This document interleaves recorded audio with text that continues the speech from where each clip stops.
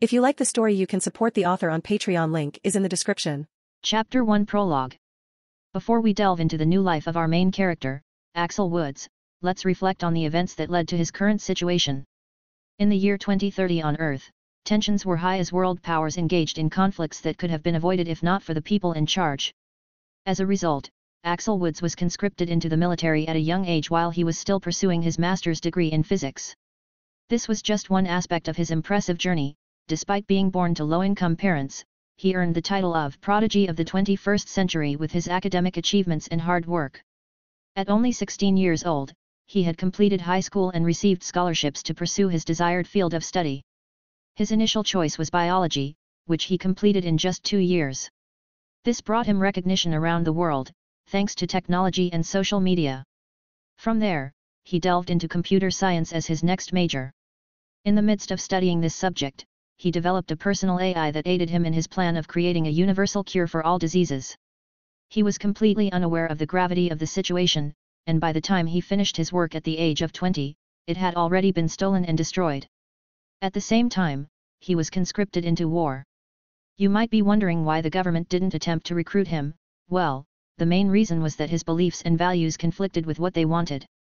He did not support the ongoing war and had no interest in contributing to the production of weapons or any other forms of support for the war effort. His public statements and interviews made him unpopular with the government. When the draft was initiated, he was forced to join the military as a Marine. Despite his intelligence, Axel was unable to avoid the draft and had no choice but to go and fight. However, he excelled at officer school and quickly rose through the ranks, outshining all other officers.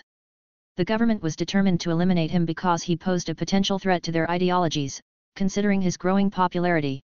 Their wish was granted when Axel was assigned a reconnaissance mission in enemy territory where he was ambushed and fatally injured. However, before his death, his AI was programmed to send out all the information he gathered on government officials and make it public for the world to see. Axel was not a hero or a villain, but he refused to accept his death without some sort of compensation. He braced himself for the fiery depths of hell, but instead, an old man with a white beard appeared before him. This man claimed to be God and offered Axel a single option: to be reborn into a new universe where he could live freely and fulfill his desires. Axel enthusiastically accepted the offer, and soon found himself reborn with the same name in the Halo universe. But before he left, God granted him a special gift, an enhanced intelligence that would make him unrivaled in the entire universe. On January 21, 2490, Axel Woods entered the world of Halo. However, his birth was not without its challenges. His mother, Alina Woods, passed away during childbirth, while his father, Commander Joseph Gardner, fell victim to an attack by insurrectionists amidst rising tensions within the unified Earth government's colonies. Axel was left without parents or a guardian after the death of his mother and father. Despite efforts to locate any living relatives, none could be found by the hospital. As a result, Axel was placed in an orphanage where he spent the next 10 years of his childhood. During this time, it became evident that Axel possessed exceptional intelligence and potential, prompting the orphanage to enroll him in school. He excelled among his peers, catching the attention of Commander Preston Cole, a naval officer. Commander Cole had read about the brilliance of this young child and wanted him to join the UNSC in the future once he is of age. Commander Cole was not doing this out of the kindness of his heart. No, he was doing it because if he manages to get somebody like that in the UNSC and he thrives, then he would be able to get promoted fast. On March 11, 2500, Commander Cole officially adopted Axel Woods and decided to keep his name. As someone who was no stranger to the manipulative nature of politicians and those seeking power in the military, Axel suspected that there was a hidden agenda behind the adoption. However, he didn't plan on confronting Commander Cole about it just yet. Instead, he would use this new alliance to his advantage for now. On August 24, 2500, Axel was transported to the colony of Circumstance, located in the Epsilon Eridani system and known for its prestigious universities and courts of justice. Commander Cole had specially chosen Axel to attend these universities and continue his education in order to contribute to the ongoing research and developments of the UNSC. The government covered Axel's tuition costs as they believed in investing in his potential. And so, Axel embarked on a new life at the university on Circumstance. Axel was determined to make the most of this opportunity, knowing that he needed to stay one step ahead of those who sought to manipulate him. As he settled into his studies, he quickly realized that he was surrounded by some of the brightest minds in the galaxy. The university was a melting pot of talent, with students from various backgrounds and disciplines coming together to push the boundaries of knowledge. Axel found himself drawn to the fields of astrophysics and artificial intelligence, recognizing their potential for revolutionizing humanity's understanding of the universe. Under the guidance of renowned professors, Axel's intellect soared to new heights. His enhanced intelligence allowed him to grasp complex concepts effortlessly, and his insatiable curiosity drove him to explore beyond the confines of his coursework. In his spare time, Axel immersed himself in the study of Forerunner technology, fascinated by their advanced civilization and mysterious artifacts scattered throughout the galaxy. He spent hours poring over ancient texts and deciphering intricate symbols, unraveling secrets that had eluded even the most renowned researchers and archaeologists. As Axel delved deeper into the study of Forerunner technology, he began to notice patterns and connections that others had missed. He unearthed a hidden language within the ancient texts, a code that revealed the true purpose and power of Forerunner artifacts. Word of Axel's breakthrough discoveries spread like wildfire through the academic community. Professors and fellow students alike were astounded by his insights and begged to collaborate with him on research projects. But Axel, ever wary of being used for someone else's gain, decided to keep his findings to himself, at least for now. He continued his solitary exploration, poring over every scrap of information he could find about the Forerunners. He discovered that their technology was not just advanced, but otherworldly. It seemed as if they possessed knowledge that surpassed anything humanity had ever dreamed of. With each new revelation, Axel's ambition grew. He couldn't help but dream of harnessing the power of the Forerunners for his own achievements. But throughout this time Axel had caught the attention of another bright student at the university who was interested in him. Her name was Catherine Halsey. And she was a prodigious scientist specializing in the field of genetics and bioengineering. Catherine had heard rumors of Axel's unparalleled intelligence and his groundbreaking discoveries in Forerunner technology. Intrigued, she sought him out to discuss a potential collaboration. Their first meeting was filled with intellectual sparks, as they delved into the depths of their respective fields. Catherine was fascinated by Axel's understanding of Forerunner artifacts and saw immense potential in combining his knowledge with her expertise in genetics. As they continued to work together, their connection deepened not only on an intellectual level but also on a personal one. Axel admired Catherine's determination and drive, while Catherine was captivated by Axel's unconventional thinking and fearlessness in pursuing forbidden knowledge. Their collaboration led to groundbreaking breakthroughs in both Forerunner technology and genetic engineering. Together, they unlocked the secrets of the Forerunners' ancient artifacts, discovering how they could be harnessed to enhance human capabilities. They become known as the two prodigies of the university by the year 2507. Axel and Halsey was both 17 years of age at this time, and their relationship had developed over the 7 years that they have spent with each other. Halsey was obsessed with Axel and his knowledge. She was also attracted to his looks, as he had black hair, brown eyes with a well-toned body since he worked out almost every day to maintain a fit body. He also stood at a height of 6 feet 6 inches. But she didn't make any moves on him because she was too scared to get rejected. And for her that was a mistake, as Axel was given a special assignment by the UNSC which would put him through the Naval Academy, where he would become an officer so that he can be able to advance in the UNSC to help better develop it. And unlike other officers, Axel started off at the rank of lieutenant at the Naval Academy because of his achievements, and the government wanted him to rank up faster. After he got done with officer school, he would be given another special assignment to work with ONI. Prior to departing from the university, he had pursued and earned degrees in various scientific fields, ranging from bioengineering and genetics to robotics. Meanwhile, Halsey was left to her studies alone, sad that Axel had left her alone on the planet. But she still continued her studies and had posted multiple thesis papers. Halsey thought about Axel every day that he was gone and couldn't wait until she could see him again. Chapter 2 Prologue. On December 1, year 2509, Axel had graduated officer school, as he was now 19 years old and was the youngest to ever do it. His intelligence was not the only thing that he had, as Axel had excelled in all forms of the officer academy. As a result, he had been promoted from lieutenant to lieutenant commander. After he graduated, he had been sent to work with ONI on the rising insurrectionists' movements in the outer colonies of the UEG. Axel was specially tasked by ONI to come up with countermeasures against the rising insurrectionists. ONI gave Axel a lab and some subordinates to use his knowledge and genius to advance the military capability of their forces to counter the rising insurrectionists.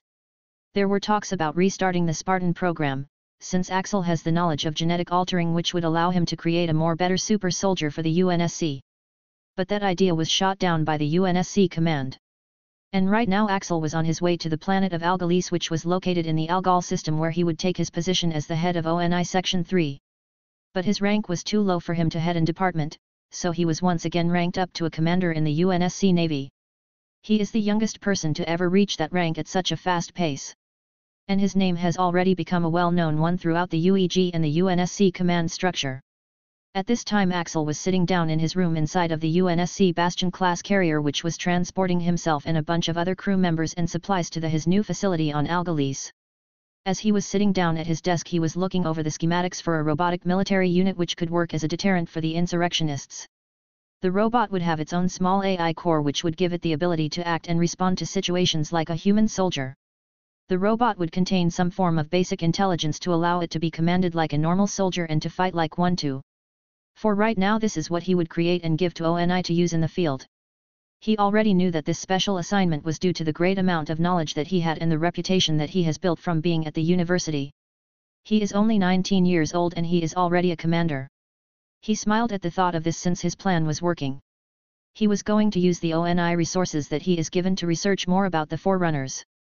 Because when he deciphered their language back at the university, he had discovered new knowledge that could truly transform humans genetically. But he kept that information to himself and to his best friend Catherine. She was the only one who he felt comfortable around when at the university.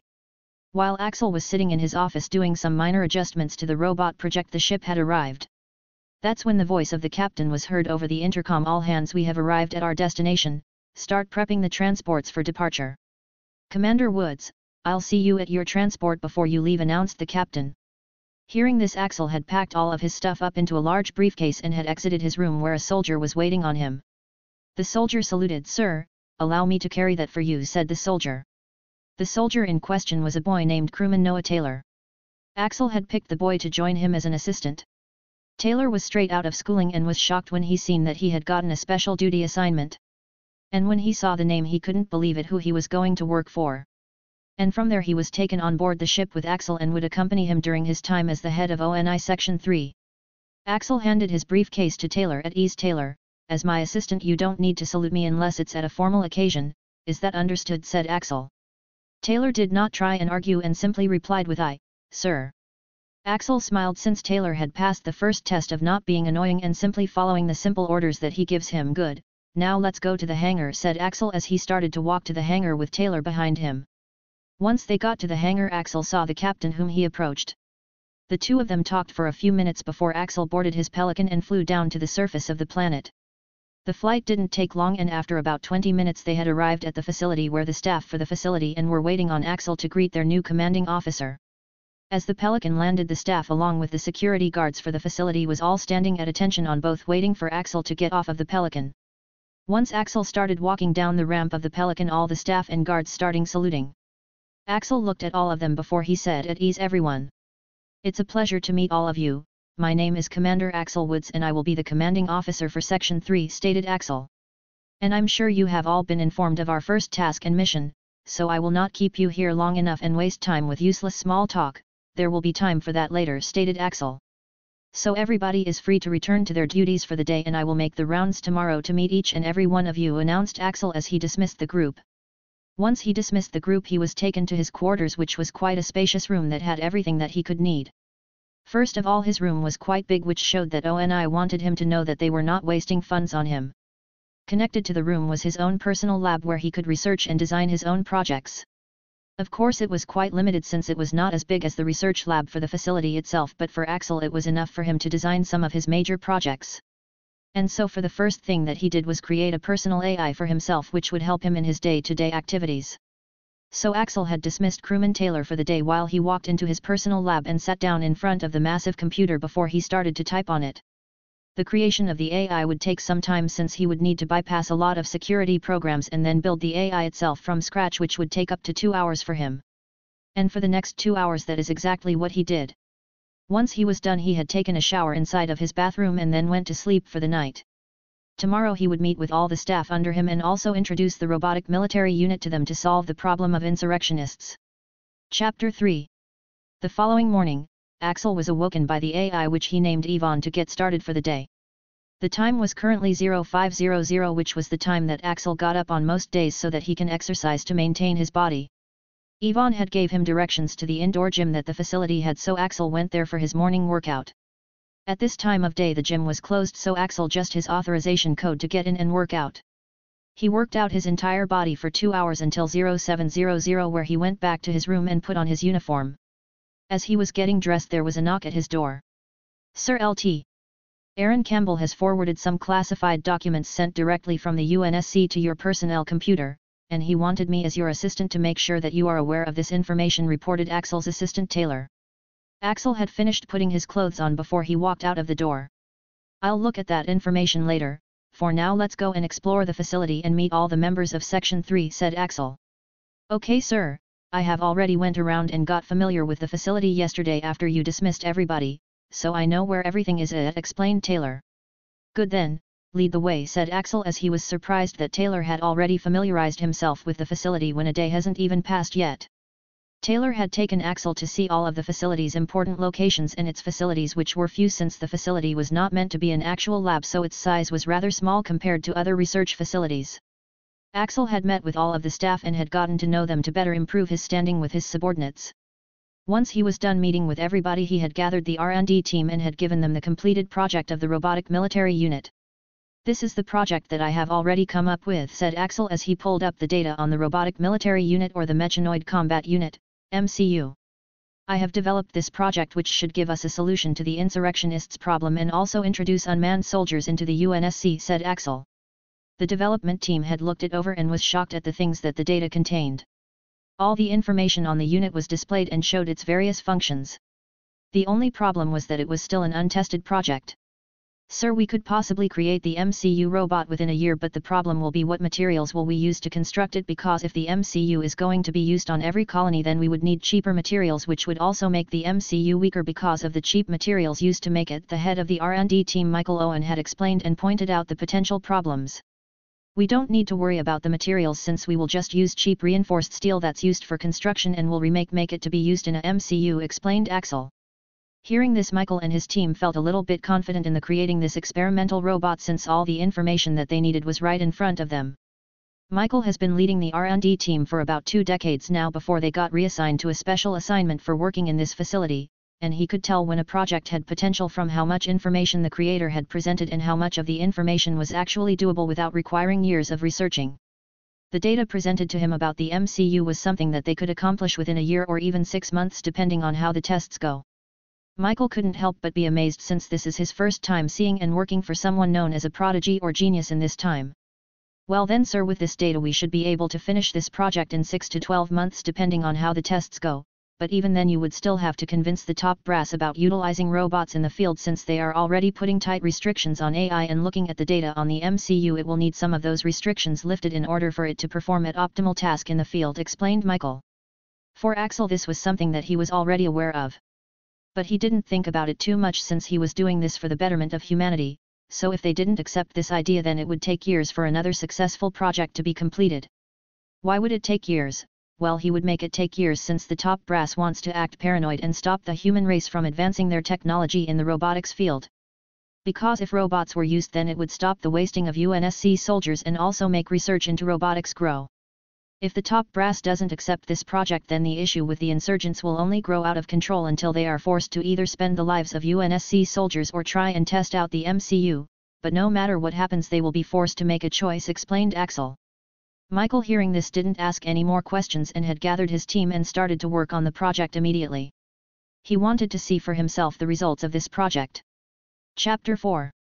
9 months had passed since the start of the project and the development was almost complete. Michael and his team has gone through a ton of trials with the MCU to make sure that when in the field it doesn't cause problems and to ensure the stability of the AI programming inside of the MCU. The cost of one MCU was a lot of money and required a lot of resources. This would require a lot of convincing on Axel's side, as he would have to convince ONI that the cost was well worth it. The AI programming would give the MCU the ability to respond to their superiors just like any other soldier. Hundreds of hours were spent testing the combat capability of the MCU, which after the first test needed some major adjustments to the aiming, calibrations and targeting module. The MCU would be unable to aim its weapon at friendly forces unless it's given an override code, which is something that only Axel knows. As part of the test, a team of MCUs went up against a team of ONI soldiers as part of the final phase before the project was finished. By this time the MCU was already 100% completed and had an 100% operation capability, meaning that the MCU will not have any operational problems at all in the field. A board of people including an admiral was present to watch the showdown between the ONI soldiers and the MCUs. Once the battle began, the ONI soldiers moved with tactical precision as they wanted to corner the MCUs and give them little to no room to operate. The thought that they could minimize the operational space of the MCUs, which will allow them to corner them and finish them off. But the MCUs were equipped with 360 cameras and sensors and had the data of thousands of battles in their memory core. Unit 3843 was the commander for the MCU side, and he had picked up what the enemy was doing. This tactic would have worked on normal robots maybe, but the MCUs were made exactly for combat and had the thousands of tactics in their memory core. And so by utilizing their tactical advantage, the MCUs had came out on top with an overwhelming victory over the ONI forces. The group of people sent by ONI had all stood up and started clapping before they came down to meet with Axel. "Commander Woods, I must say that the MCU is beyond what we would imagine," said one of the executives of ONI.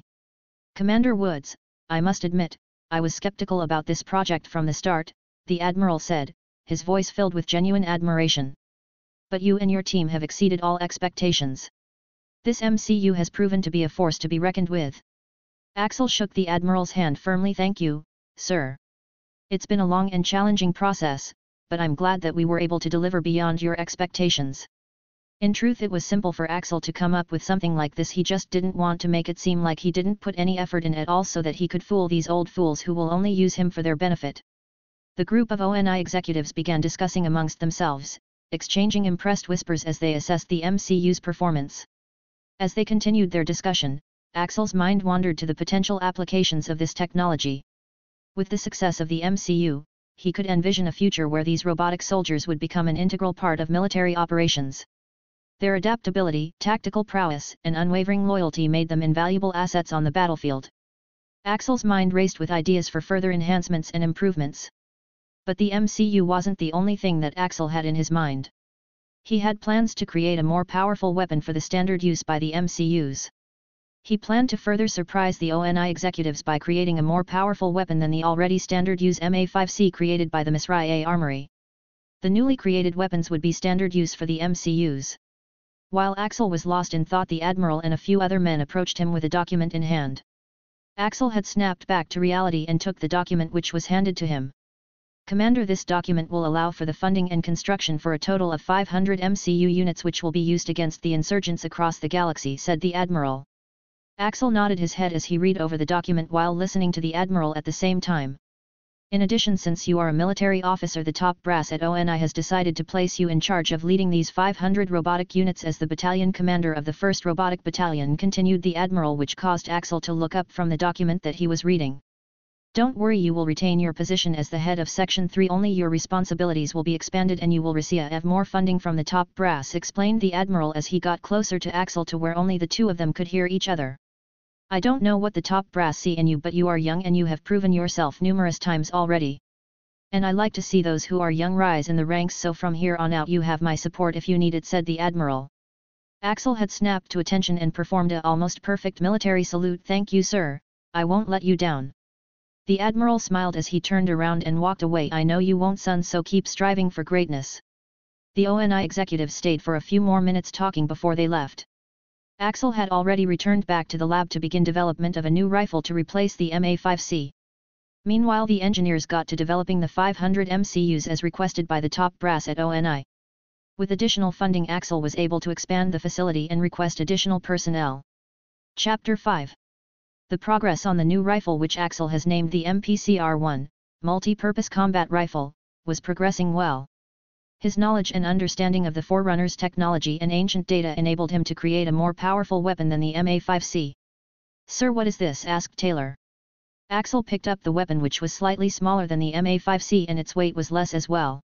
But the amount of damage it could do was much greater than the MA5C. It still uses the 7.62x 51 mm armor-piercing rounds, but the increase in rate of fire is what makes it more powerful. The standard use MA5C has a fire rate of 750 to 900 while the MPCR1 has a fire rate of 900-1100 making it deal more damage because of the speed at which the bullet traveled. A single clip for the MPCR1 could hold 50 rounds at once compacted into a lightweight clip which shouldn't put too much weight on the robotic units which would be carrying them. This is the new standard use rifle which I have designed for use by the MCUs, said Axel as he then went on to explain the new features of the new rifle and how it compare with the MA5C. Taylor was fully engrossed as Axel described the functionalities of the MPCR1. With each passing day working alongside Axel, Taylor gained valuable knowledge and became increasingly grateful for the opportunity to work with someone who seemed almost superhuman in their abilities, like Axel. This is the finished product and I want you to take it down to Chief Engineer Jackson, said Axel. Chief Engineer Jackson was the chief engineer under Owens who is in charge of the building of the MCUs and any other project that is sent his way. Axel had placed the weapon in a case and handed it to Taylor. Take it to him and tell him that we need enough for all the MCUs and enough as reserves, ordered Axel. Sir, I'll make sure it gets to him, responded Taylor as he left the room and went towards the engineering section of the base. Axel was now alone in his laboratory, or so he thought until a call came through on his computer. He crossed the lab and pressed the button to answer, transferring the call onto the large screen in front of him. On the screen appeared a face that Axel hadn't seen since his graduation from officer school. It was his adopted father, Captain Cole, who had been promoted from commander to captain in the past few months. "Commander," Captain Cole said with a stern expression. "I hope I'm not interrupting anything important." Axel straightened up and stood at ease. "No, Captain. Not at all. It's good to see you." Captain Cole nodded, his eyes studying Axel intently. "Likewise, Commander. I've been keeping an eye on your progress, and I must say, I'm impressed with what you've accomplished so early in your career.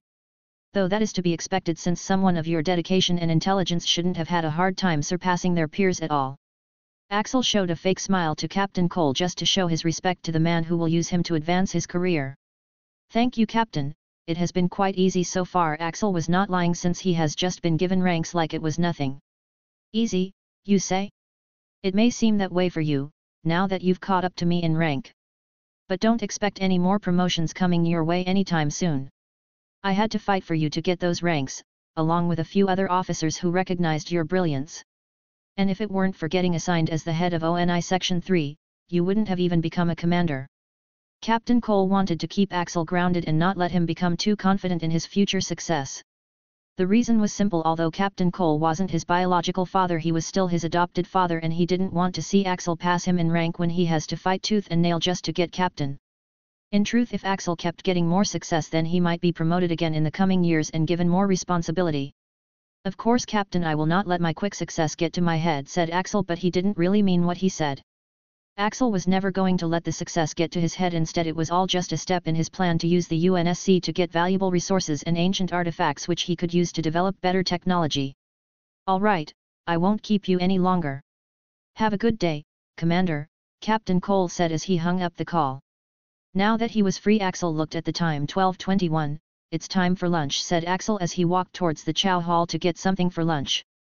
Usually he preferred to have meals brought to his lab, but today he decided to dine with the rest of the base's staff. He wanted to learn more about them and get a sense of the people working under him. Chapter 6. Once Axel had entered the mess hall, everybody of course was a little shocked since he never ate in the mess hall with everyone. Following behind him was his assistant Taylor, who has just been promoted from crewman to petty officer 3rd class. Not to be confused with an actual officer, a petty officer was an enlisted rank and not an officer rank. Axel and Taylor had grabbed their lunch and headed to an empty table, greeting all the people around them. Once they got to the table, they both sat down and started to enjoy their lunch while also talking about each other's past.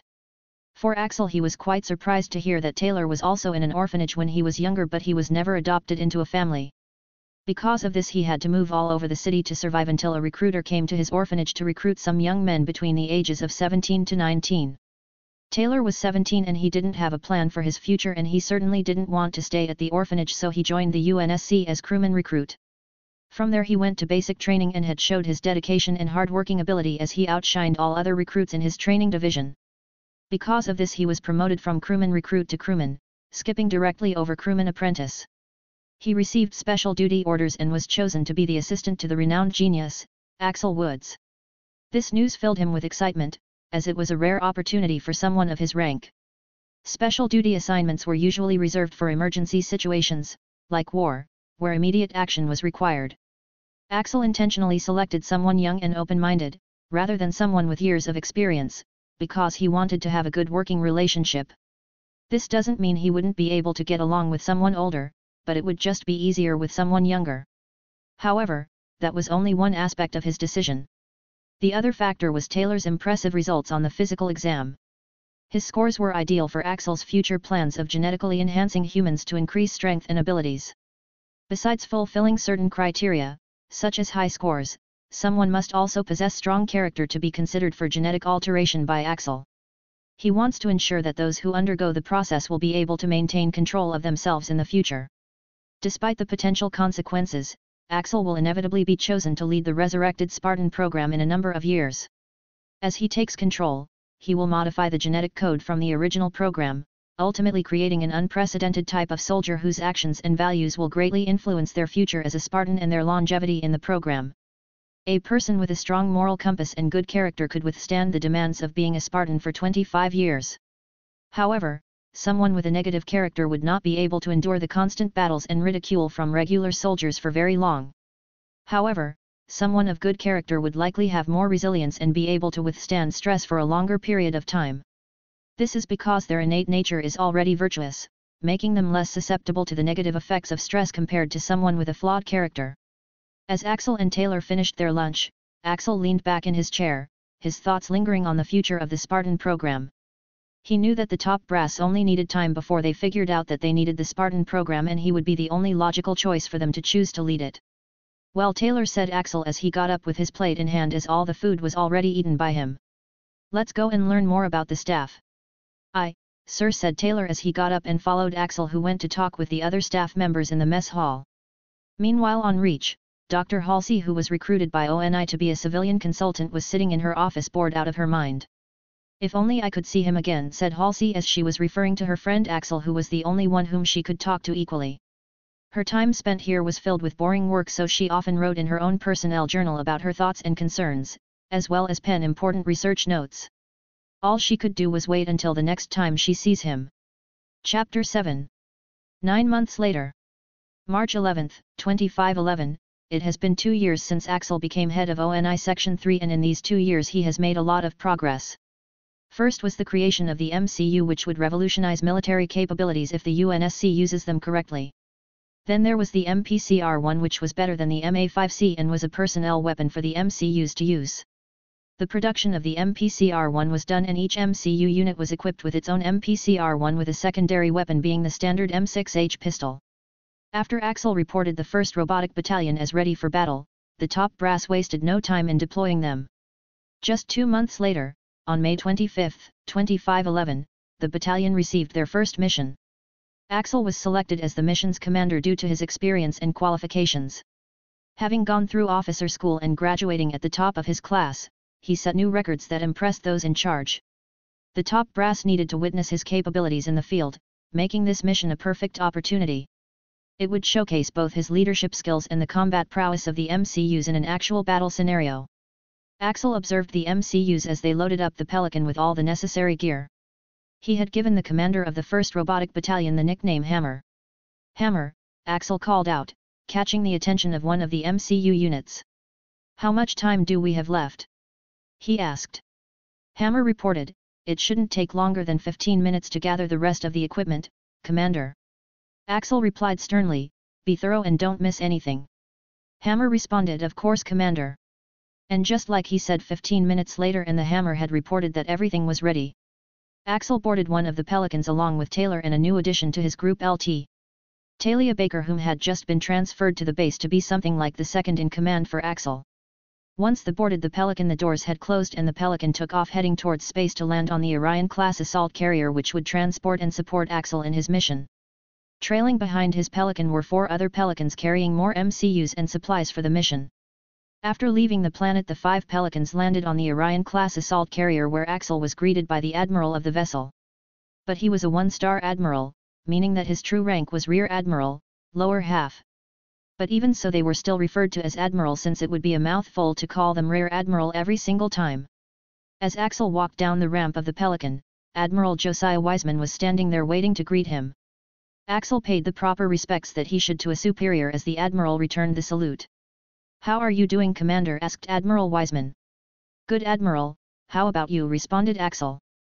"I'm doing fine actually, thanks for asking," said Admiral Wiseman as his focus shifted to the MCU units behind Axel who were unloading the supplies from the ship. "And these are the robots that I have heard so much about him. I got to say I still much prefer a normal soldier over a machine any day since you never know what can happen on the battlefield," said Admiral Wiseman expressing his opinion on the MCUs. Axel didn't want to respond by saying something smart since most of the UNSC was like this when it came to AI since they are afraid of what could happen should the AI go out of control. But Axel has spent hundreds of hours creating the AI core for the MCUs, so chance of something happening was less than 0.01%. "Well, Admiral, you won't have to worry about them going rouge if that's your concern since there is a fail-safe in place that prevents them from targeting members of the UNSC," explained Axel. Though he was lying since there was no such thing like that. Adding something like that would only limit the MCUs since what if somebody from the UNSC is discovered to be a traitor, then with that feature the MCUs would not target them since they are registered as members of the UNSC. "I see, well, that is a good feature that has, but I still have my preference, and if we are at war I would prefer to send some real soldiers than a robot," said Admiral Wiseman as he continued to voice his own opinion. Axel just shook his head as Hammer approached him. "Commander, the supplies will be done offloading after 30 minutes, reported Hammer.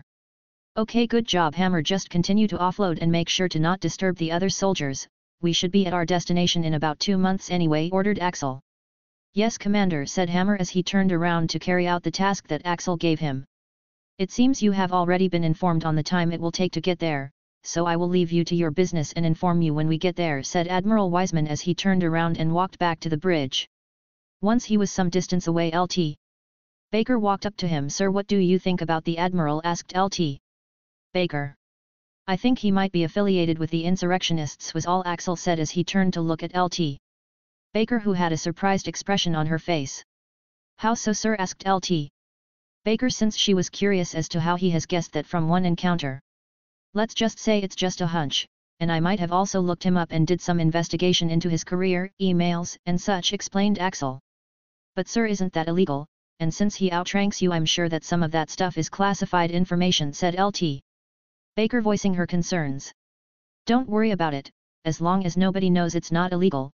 Plus, while he does outrank me I have special privileges when it comes to my position as head of ONI Section 3, and once I find the evidence that he is conspiring with the insurrectionist during our mission I will take him down," said Axel.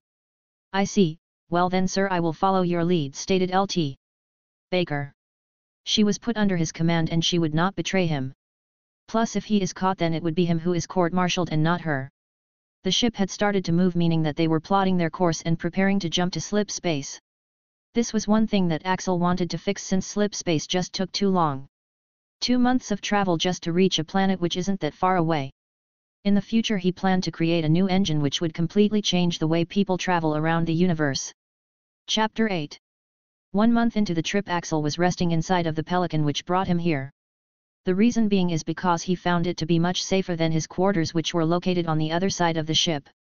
He didn't like this since he already didn't trust the Admiral and he didn't want to risk being far away from his MCUs since they would protect him should anything happen.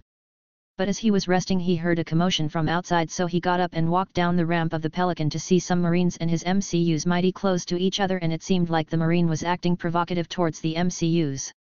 Axel sighed and put on his boots, then walked over to see what was going on. As he approached, Hammer, who was face to face with the Marine, had turned around and looked at Axel. "Commander, there seems to be a problem," said Hammer. "You're damn right there is a problem," said the Marine as he pointed at the group of MCUs. "These robots think that they're superior than us, showing up to the shooting range and showing off in front of everybody with their targeting systems and taking up space in the shooting range," voiced the Marine. "But we are better," replied Hammer. Hearing this, the Marine stepped closer to Hammer. "Calm down, Colonel," said Axel as he noticed the rank on the Marine's uniform, which didn't mean anything to him.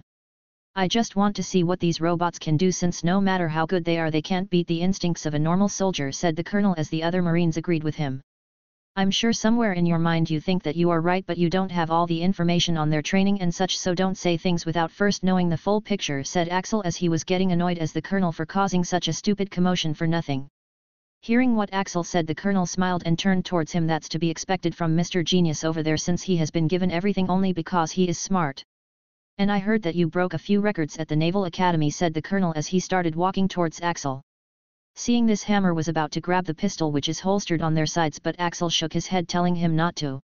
"The Naval Academy must have some weak officers if somebody like you were to break a few records at such a young age, and I guess they don't teach you to respect your superiors since as a colonel I outrank you, so how about I teach you how to respect your superiors as a lesson for the future," said the colonel.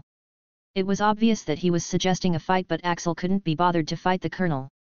"Hammer, don't let these guys bother you and just continue doing what you were doing," said Axel as he turned around while yawning to head back to the Pelican. See this, the colonel got infuriated. "Hey Commander, turn around, don't walk away from me," but Axel continued to walk away, ignoring the colonel. That's when the colonel grabbed Axel by his shoulder, causing Axel to grab his hand, turn around and trip him, making him fall flat on his back.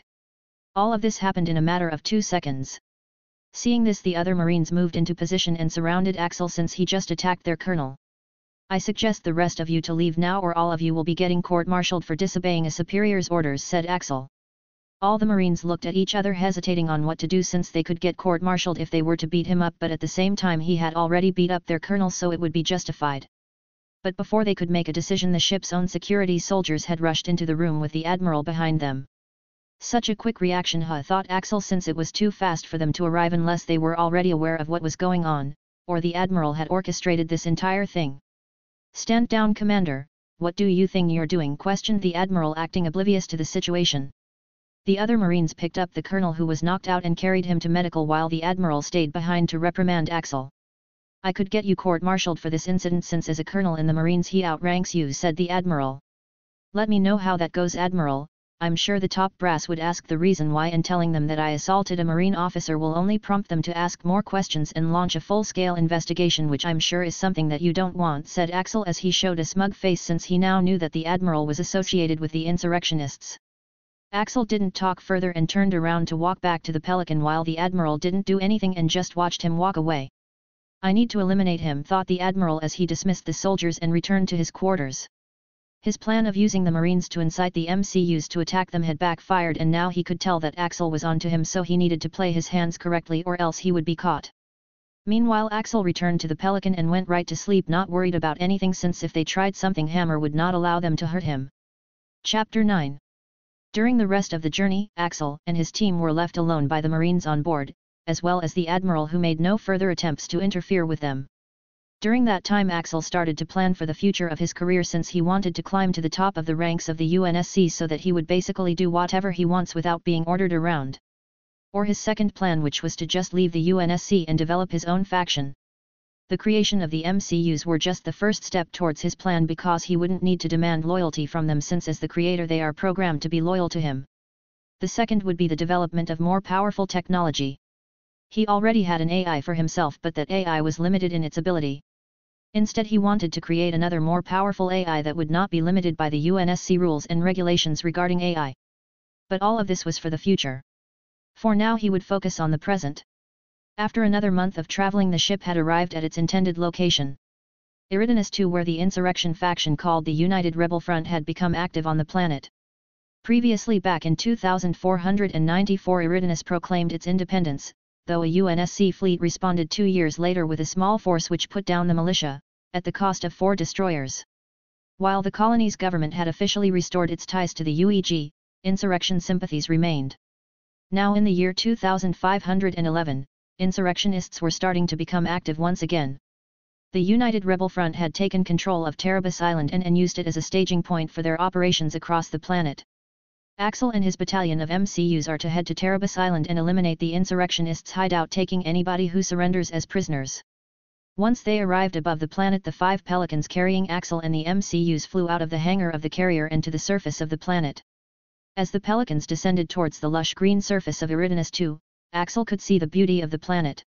Once they landed on Terebus Island, Axel and his team quickly disembarked from their dropships and took cover behind nearby trees and rocks. They were immediately met with resistance as gunfire erupted from the insurrectionists' hideout. But let's got back a few minutes before Axel and his MCUs landed on the planet. The admiral who was in charge of taking Axel to Eridanus II had contacted somebody on the ground just before Axel left. "Colonel, the target is heading towards the location now," said the admiral to Colonel Robert Watts. "How many are we talking, Admiral?" asked Colonel Watts. 5 Pelicans without 100 MCU units in each, but with your superior numbers it shouldn't be a problem, Colonel, responded the Admiral. However, Colonel Watts was a little bit concerned, since while he didn't think that those robots could win, one must remember that they are not normal soldiers, so a single shot in the right spot for a human might not stop them the same way. Watts knew that these MCUs were not like normal soldiers. They were stronger, faster, and more durable than any human soldier could ever be. A single shot to the head might not even faze them. "I'll take your word, Admiral," was the last thing Colonel Watts said as he ended the call. Fast forward back to the present. Axel was taking cover behind a tree as the MCUs spread out to the surrounding area. Taylor was close behind Axel, hiding behind a tree. He had training with a rifle and his aim was a little below average, which is why he was hiding behind a tree with Axel and not shooting. Meanwhile, Axel was returning fire with the rest of the MCU units, while Lt. Talia was behind another tree beside Axel returning fire. He didn't even need to tell the MCUs what to do, as once they hit the ground, Hammer had already started organizing the battalion into separate divisions to start pushing the enemy back. The battle on Terebus Island raged on, with Axel and his battalion of MCU units pushing forward relentlessly against the insurrectionists. The sound of gunfire and explosions filled the air as they advanced, taking out enemy combatants one by one. As they moved forward, Axel noticed a group of rebels trying to flank them from the right.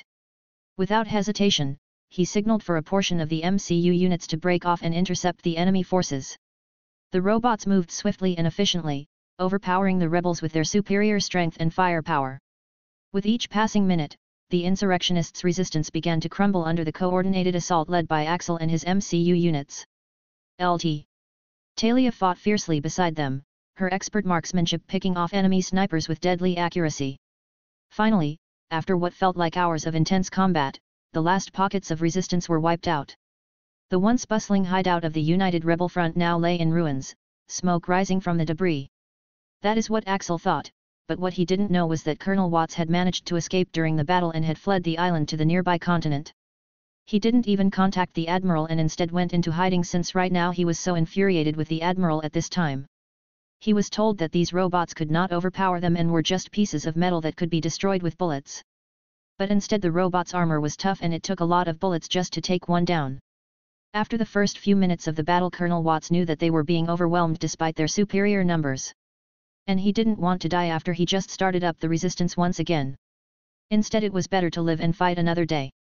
For Axel, this victory would be just the first of many to come. The journey ahead would be fraught with challenges and dangers, but Axel was more determined than ever to carve out his own destiny among the stars. Chapter 10. Axel had searched the insurrectionists' hideout and found some important information left behind.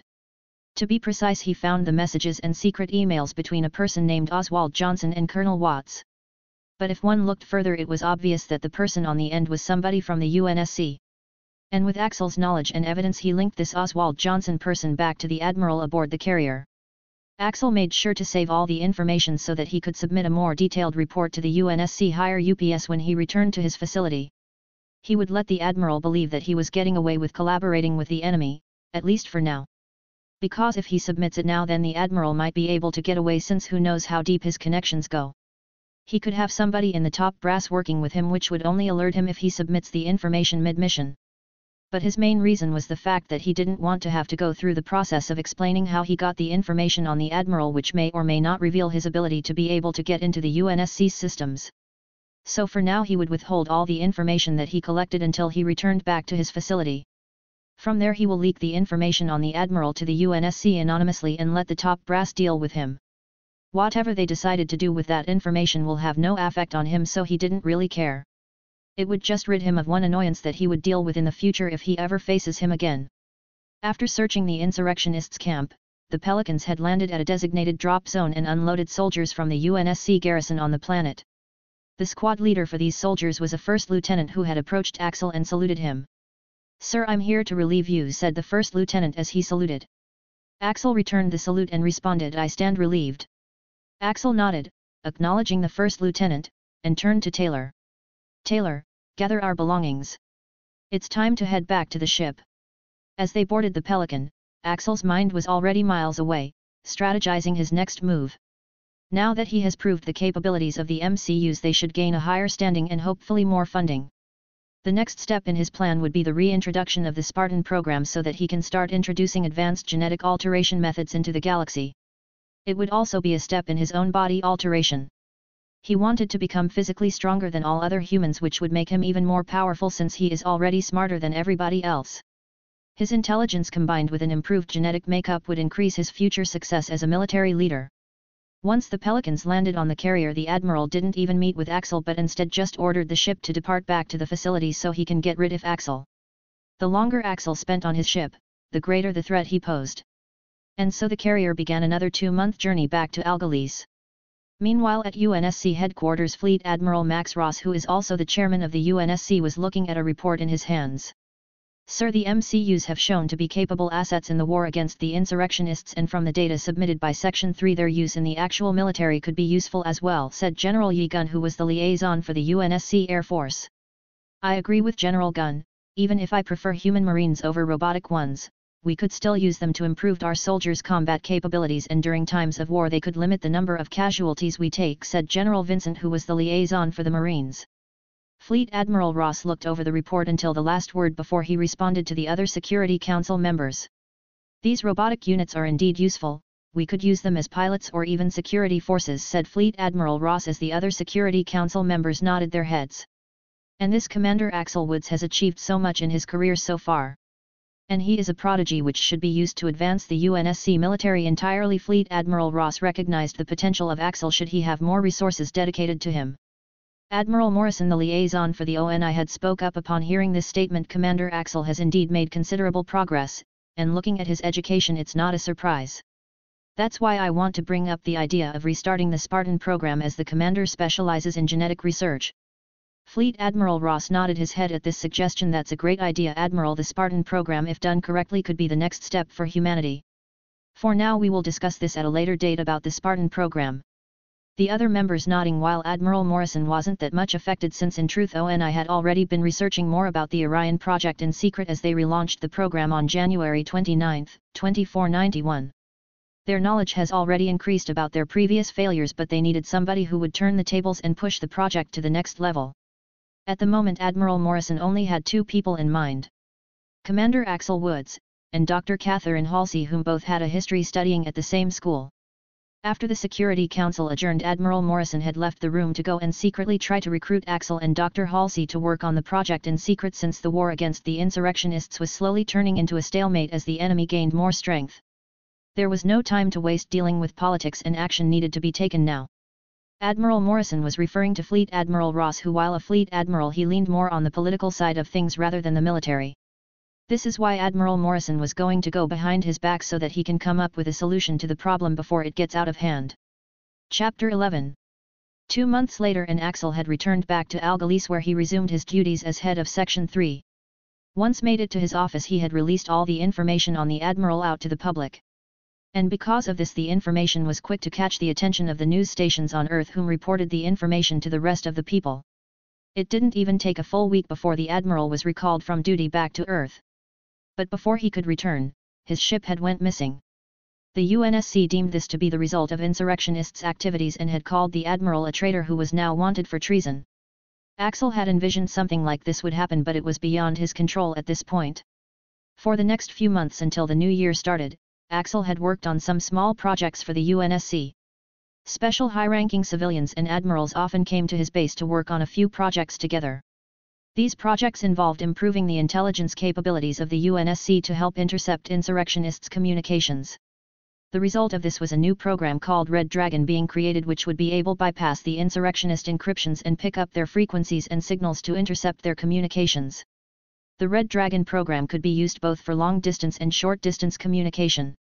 Already the program was increasing the amount of arrests made across the colonies and slowly diminishing the insurrectionists' numbers. Because of this, Axel was presented with the Legion of Merit by Admiral Cole, his adopted father, who was a vice-admiral at this point. After the ceremony was over, Axel was then tasked with a brand new project. The top brass wanted to officially restart the Spartan program with him as head and Dr. Halsey as his assistant. Axel accepted the task as it was exactly what he wanted. With this he could develop himself into the ultimate soldier and slowly start to climb the ranks of the UNSC. On the day that Dr. Halsey arrived, Axel was inside his lab looking over a draft of the first step of the Spartan program. The draft outlined a series of training modules, surgical enhancements, and biochemical adjustments that would transform a normal human into a super soldier. It was ambitious, daring and borderline unethical. But it held the potential to give the UNSC an upper hand in defending humanity from insurrectionist activities. Dr. Halsey entered, her eyes scanning the lab with an expectant gleam. She was a renowned scientist, known for her contributions to AI research and biochemistry. Slowly, she approached Axel, her gaze settling on the draft in his hands. She stood behind him and placed her hands around his eyes. "Guess who?" she asked playfully. "Is it you?" Dr. Halsey asked Axel as he sighed, since she was still the same playful girl whom he spent time with at the university. "Hey, don't call me Dr. Halsey like we are strangers, it's just Halsey," said Halsey as she was angry at Axel for addressing her like she was a stranger. "Well, next time don't interrupt me while I'm working, then I won't call you Dr. Halsey," said Axel. Halsey gave Axel a punch in his back. "You're as cold as ever," she cried, hoping that Axel would have changed by being in the UNSC. But it seems she was wrong. Despite her disappointment, Halsey, or rather Dr. Halsey, as was more fitting in the current circumstances, moved to sit on a nearby lab stool, pulling up her glasses to perch on the edge of her nose. She looked over at Axel, rotating the papers in her hands with carefully manicured fingers. "The Spartan program," she mused, tapping a finger along the edge of the document. "It's ambitious, even for you." It wasn't a criticism, but an observation, proof that she had read and understood the magnitude of what Axel was put in charge of. Without answering her musings directly, Axel turned his attention back to the draft at hand. "The war against insurrectionists is a war against shadows," he started. "Conventional conflict resolution methods won't work, we need unconventional soldiers." "Ambitious and terrifying." Halsey agreed. Yet she was hardly deterred by the proposed project's audacity. Instead, she reveled in it, the thrill of innovation and reinvention seducing the scientist within her. It reminded her of the university days when they would work on a project to learn about the Forerunners technology, which opened her eyes to the idea of a superior alien race being out there in the universe somewhere. They argued over details late into the evening. The methodology of selecting candidates for the program, their training regimen, medical procedures, everything was scrutinized and debated upon. Despite their disagreement on many accounts, or perhaps because of it, they worked well together. Halsey broke off mid-sentence as a thought struck her. "Wait," she said slowly, "you're not planning on becoming one of these Spartans yourself?" Her eyes widened at the implication of this question, scanning Axel's expression for any sign that he might have considered such an idea. His face remained as impassive as ever, belying no hint of emotion or intention. He looked up from the draft and met her gaze, the fluorescent light of the lab reflecting off his stoic expression. "Why wouldn't I?" he finally asked evenly. His voice echoed off the cold, white walls of the lab, bouncing back and forth between Halsey and him.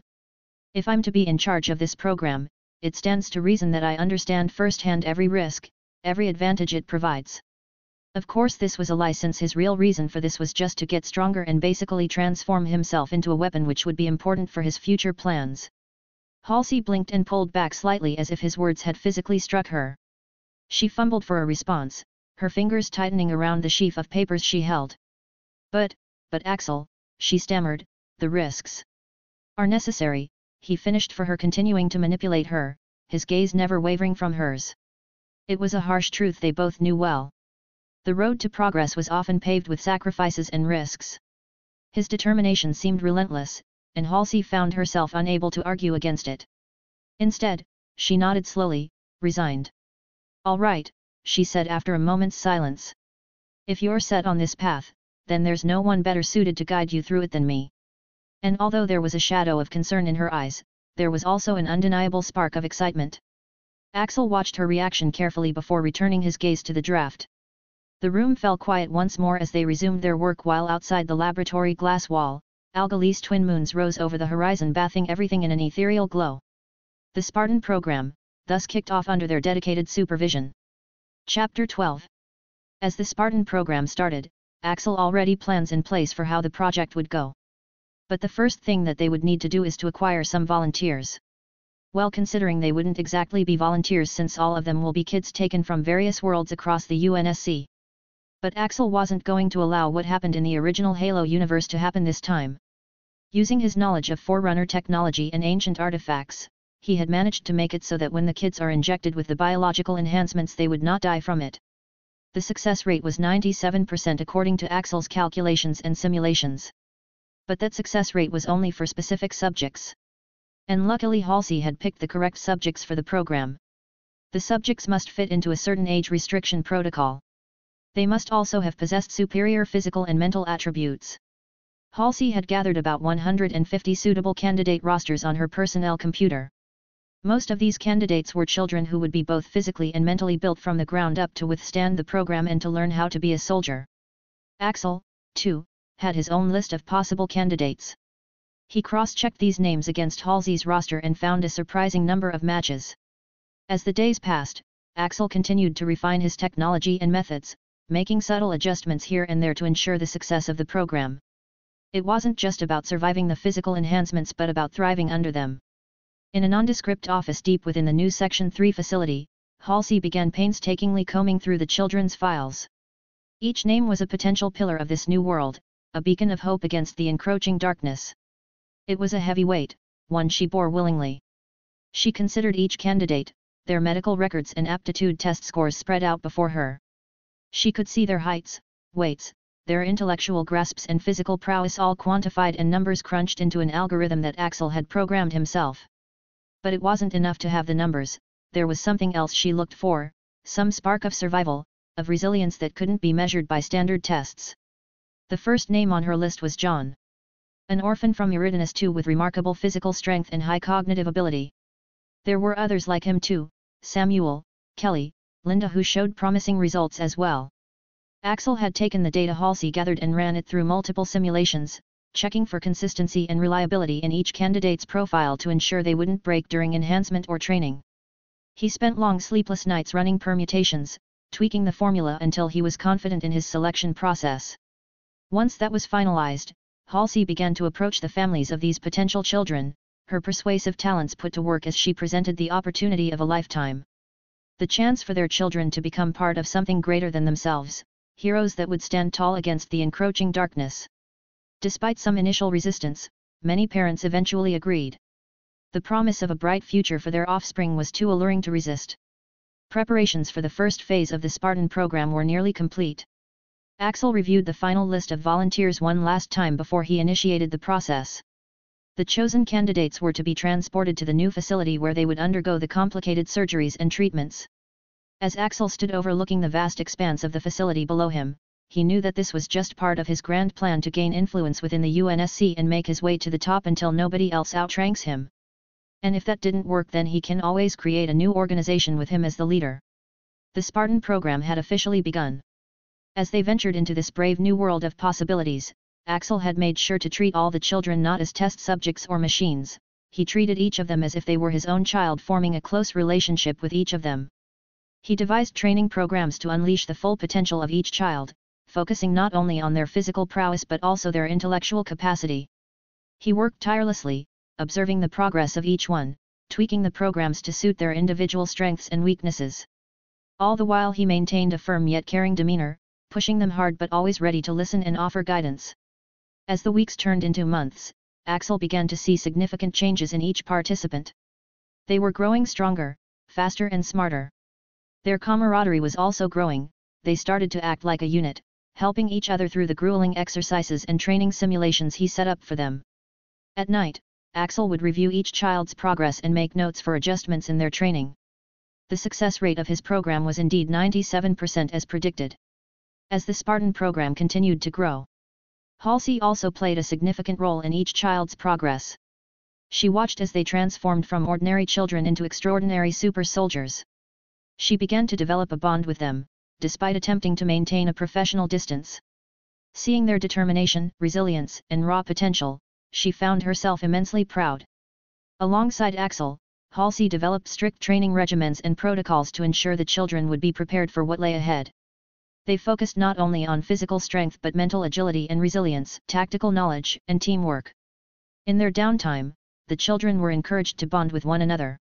There was some natural resistance at first, they were just kids after all, taken from their homes and plunged into an intense military program. However, over time, they grew closer.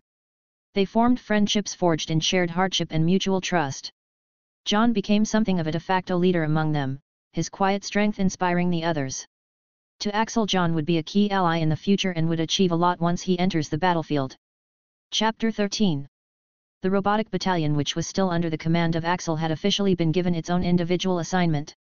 Hammer would be the commander of the battalion as they embarked on many missions across the outer colony worlds. But this has also prompted the top brass to put in an order for another 2 battalions to be created to combat the increasing insurrectionists' movements across the colonial worlds. The creation of 2 more battalions raised more than a few eyebrows within the rank and file. Some thought this showed weakness on their part, an overreaction to the insurrectionist uprisings. Others felt it was a necessary move dictated by a rapidly evolving battlefield. However, most agreed that these robotic soldiers were far more reliable alternatives to human foot soldiers, devoid of fear, fatigue, or trepidity. Hammer, the commander of the 1st Robotic Battalion, began deploying his battalion across various hotspots in the outer colony worlds. The Robotic Battalion made great strides in subduing pockets of rebellion in seemingly record time. Their speed and precision were their prized traits, and they performed surgical strikes with an eerie calm and efficiency that was difficult for their human commanders to comprehend. They were supported by other ground forces and air forces who actually enjoyed working alongside the robotic units. For the Air Force, they were just happy to drop bombs on enemy positions, so the presence of the robotic units didn't affect them much. But for the Marines it was different, since they had to watch as the robotic battalion gained victory after victory while they turned into just a supporting unit. This shift in dynamics did not bode well with some of the Marines. What was initially a sense of awe and respect for the robotic units, gradually morphed into an undercurrent of resentment and envy. The Marine commanders were eager to prove their worth, not willing to be overshadowed by mere machines. It was now the year 2513, 2 years after Axel led the robotic battalion on their first mission and 9 months after the start of the Spartan program. So far the training for the Spartans were going well.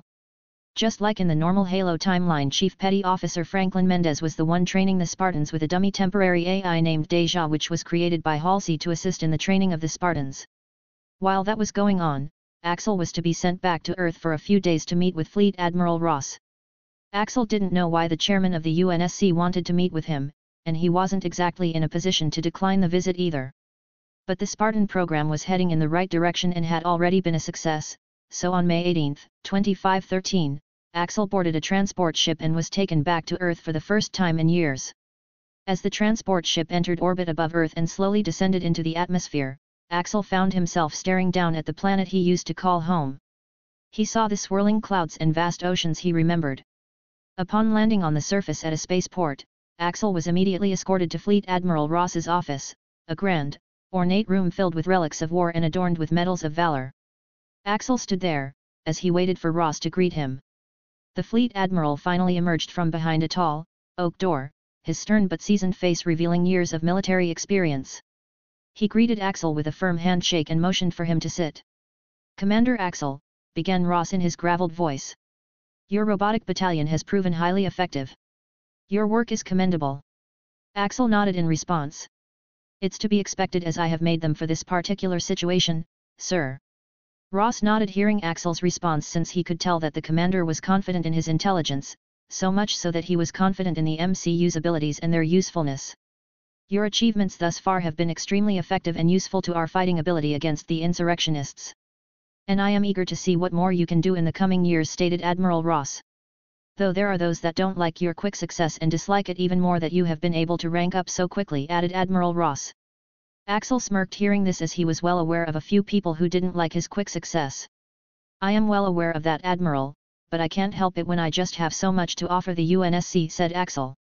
Ross smirked at this statement by Axel, "which is why it is my honor to congratulate you on your new promotion, Captain." Admiral Ross handed Axel a pair of insignia which had 4 bars and a single star. "It was a pain in my ass to hear those other admirals complain about it, but at the end of the day I ultimately make the decision, and my decision is to promote you," stated Admiral Ross. "Thank you, sir, but I'm assuming with this rank comes new responsibilities, or perhaps you want me to develop something new?" asked Axel, since he could tell that there were some ulterior motives behind the Admiral's decision. "Perhaps," answered Admiral Ross. "I want to put your skills to the test and see the extent of your knowledge. Your reputation for deciphering Forerunner artifacts during your time in school was well known, and you uncovered valuable information that could greatly benefit the UNSC as a whole. I'm curious to see how much of that knowledge you can apply now." The Admiral's words were direct and determined. "So with your promotion I will reward you with a Halcyon-class light cruiser which was just recently created back in 2510. Your task is to develop robotic units specifically trained to function as the crew for this vessel, stated Admiral Ross. Axel guessed, you must want to advance the efforts of the 1st Robotic Battalion by creating a fleet of robotic units that can make strategic decisions and effectively combat the insurrectionists in the outer colonies. Precisely, but first we must start with a single ship and see how that works, and if that is successful then I can see about forming a fleet of robotic units commanded by a human admiral, explained Admiral Ross. Axel took a moment to process the Admiral's words. A fleet of robotic units under a human command, that would indeed be a groundbreaking development, though it would anger a lot of high-ranking people in all branches of the UNSC. Understood, Admiral, Axel replied. I'll get to work right away. Admiral Ross nodded, leaning back in his chair with evident satisfaction. Good. You'll have all the resources and manpower you need. This is of utmost importance, we can't afford to lose any more human lives on the field. Aye sir, responded Axel with a nod, saluting before turning around to leave the office. He boarded a transport back to Algalese where the Halcyon-class light cruiser would be delivered in the coming months. Meanwhile Miss Rye Armory, an armaments manufacturer based on the planet Mars, had begun their own development of robotic units. Axel's success at creating the MCUs had caught their attention, and what more is the amount of funding he was given to build more of them. Miss Rye Armory was contracted for building basically all of the UNSC military equipment and vehicles, and they were making a lot of money from it. The development of robotic technology offered them new technology in which they could mass produce for the UNSC. But first they wanted to get insight into the technology in which Axel produced, so they sent a representative to UNSC to negotiate getting the design for the MCUs in hopes to replicate it and make their own version of it. Chapter 14. Once Axel returned to Algalese, he had begun development of the new robotic units that would be used to crew the Halcyon-class light cruiser. In truth, the standard MCU could be used as a crew for the cruiser since each MCU was basically its own AI. Each unit had its own unique AI, allowing each unit to be self-conscious in its own way. Though this feature wasn't something that was known publicly since Axel had limited the AI's ability when deployed without him. For Axel, each MCU was not merely a piece of machinery but a product of his ingenuity and creativity. So protecting their advanced abilities was something that was his top priority. Axel already had a design for the new units and could start production on them immediately if he desired. But given his uncertainty of who to trust, he didn't want to reveal that he had plans in place. Instead, he chose to develop a new unit specifically designed to operate ship systems. Halsey had joined Axel in his workshop to design the new unit. Though she mainly just watched him while offering some small suggestions for the abilities of the new robotic units. Ever since she arrived and started to work with Axel, she had spent many long hours working beside for the Spartan project. But she still hadn't developed a closer relationship with him ever since she arrived. Once she had heard that she was going to be assigned to the Spartan program with Axel, she was excited and thought to use this chance to get closer to him and possibly take their relationship to the next level. She believed that she and Axel were destined to be together, being two of the most intelligent individuals in all of humanity. Though that was her personal opinion, she believed it to be true. Meanwhile, Axel had designed each AI with different capabilities, all depending on their respective roles aboard the Halcyon-class light cruiser. Navigation AI received advanced spatial perception, while engineering AI were furnished with information about every bolt and gear in the ship. The security AI, programmed to protect the vessel and crew from external threats, received an elaborate understanding of combat tactics. The only common feature among them was a set limit to their self-awareness and independence. Without Axel's presence, they functioned as efficient, obedient machines, programmed to perform specific tasks with unwavering regularity. However, in his presence, their shackles came off and their individual personalities blossomed. As the days passed, he often spent hours conversing with these AI units, discussing quantum physics with engineering MCU or debating interstellar navigation algorithms with navigation AI. They offered insights that would escape even the brightest human minds, which showed just how important AI were to human development. But despite this camaraderie, Axel was acutely aware of the fears of those in the UNSC about artificial intelligence. He understood that knowledge of these sentient robotic units could cause panic amongst the entirety of the organization, hence he kept this unique feature under wraps, at least for now. While Axel was immersed in his work, programming the AI and integrating it with a neural network to optimize their operations on the ship, he caught a glimpse of Halsey sitting in a nearby chair, watching him intently. Over the past few days, he had caught Halsey watching him work with a contented look on her face more than once. He was used to this since when they both were in the university she did the same thing, and for some reason Axel found it be comforting. He came to the conclusion that it was because Halsey was one of the few people he trusted, so having her watch him didn't really affect him that much. Halsey leaned forward in her chair, breaking Axel's absorption in his work. "Axel," she began, her voice soft yet firm. "Have you ever thought about what we're doing here?" Axel paused and turned to face her, his hands still absent-mindedly tinkering with a circuit board. He knew Halsey wasn't referring to their work on the AI. Despite their mutual dedication to the Spartan program, they had rarely spoken about anything else. "I have," he admitted, setting down his tools and giving Halsey his full attention.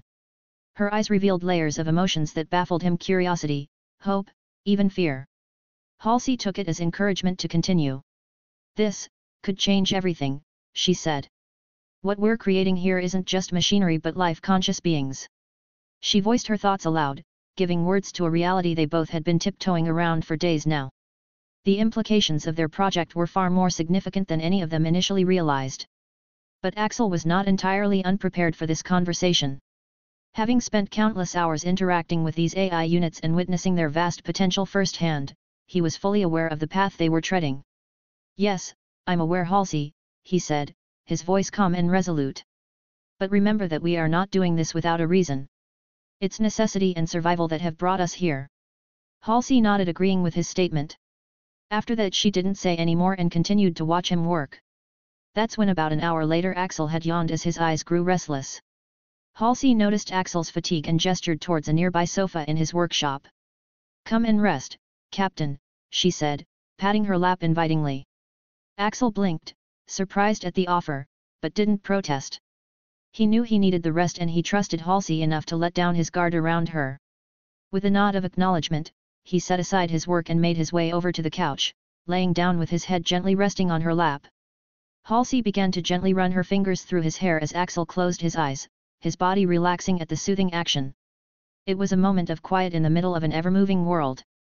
A moment where two minds, usually consumed with thoughts of advancements and strategies, allowed themselves to simply be human. "Thank you," he murmured as sleep started to creep in. With that, she smiled down at him fondly, her hand never ceasing its motion. There was no need for more words between them. Their silence was comfortable and filled with understanding. Chapter 15. In addition to designing new MCU units to serve as the crew for the Halcyon-class light cruiser, Axel was also working on various other components of the ship, including the engines and weaponry. Like most UNSC vessels, ship lacked any sort of shielding.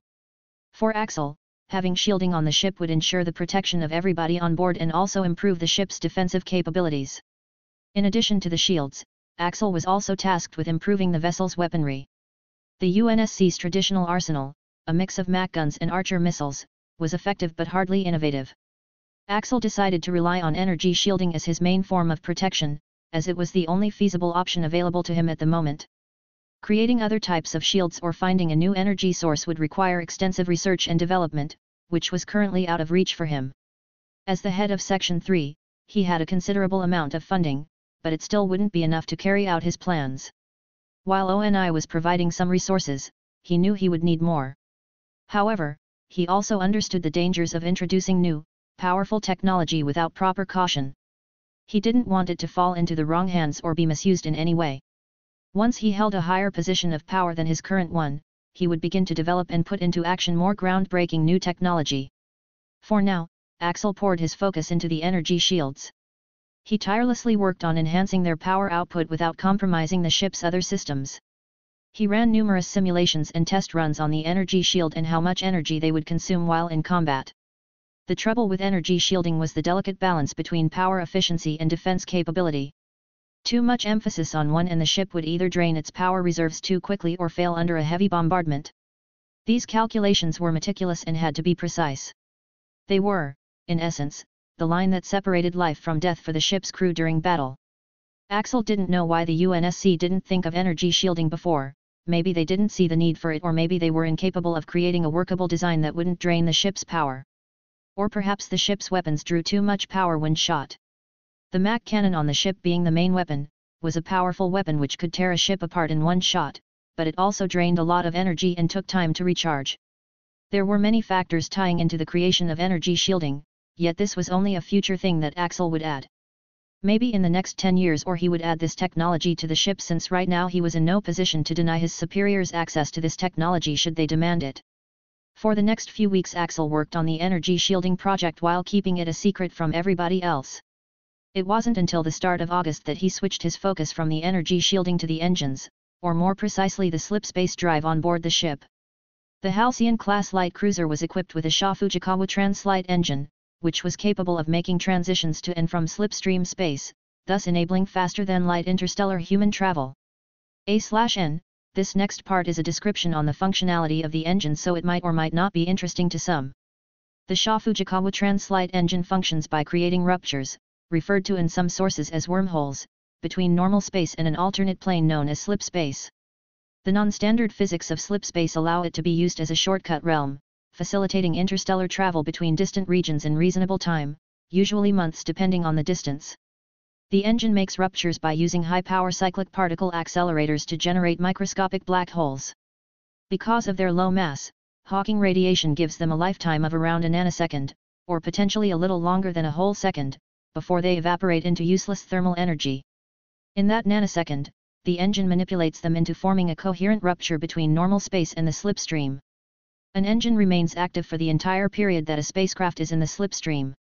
When active, a Sha Fujikawa engine emits alpha, helium nuclei, and beta, fast electrons, particles. To humans this was a great innovation which allowed them to travel a large distance in a short amount of time, but the time in which it took for them to go through slipstream varied and was sometimes unreliable. Which is why he took from a fantasy design from his previous life called the warp drive.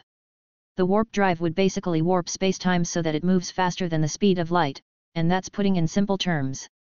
In reality there was a lot more to it than just warping space-time, and that was something that Axel would have to do some research on.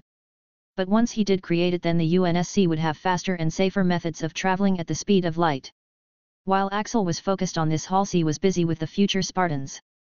While she and Axel often were nice to them, they were also stern and strict, commanding absolute obedience from them. In the end the Spartans were weapons who would be used by the UNSC whether she liked it or not, but somehow she felt that would not always be the case.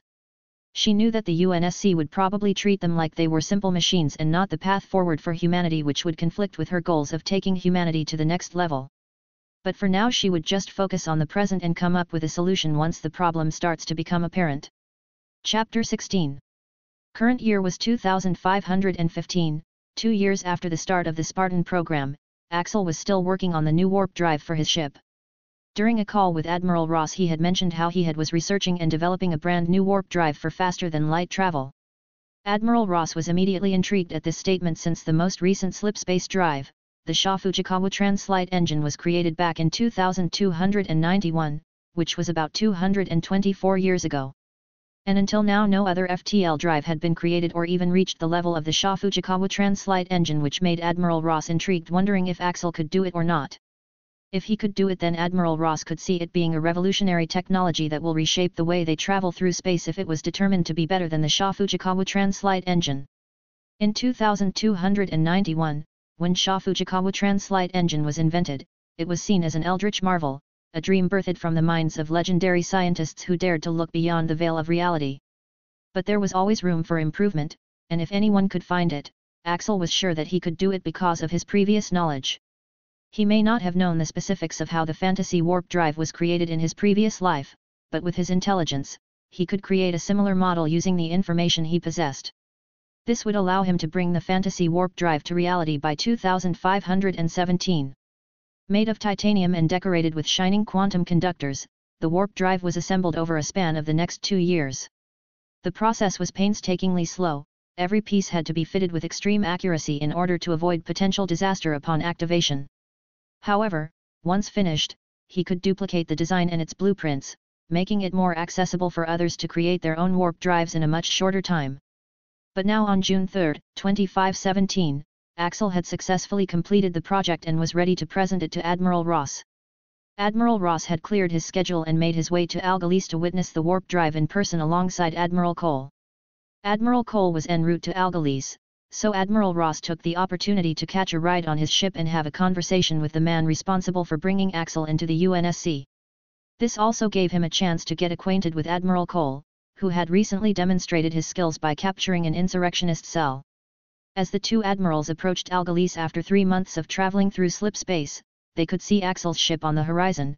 From the outside it looked the same as a standard Halcyon-class light cruiser.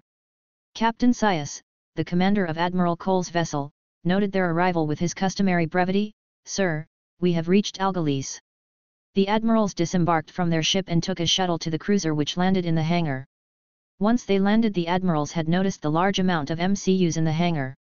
In front of them stood 4 MCUs which had the UNSC insignia on the side of their heads and on the top left part of their chest. Once both the admirals exited the Pelican, they were greeted by the one of the 4 MCUs. The lead MCU, who was the head of the robotic security forces for the ship, had performed a standard salute which was stiff due to him being a robot and all.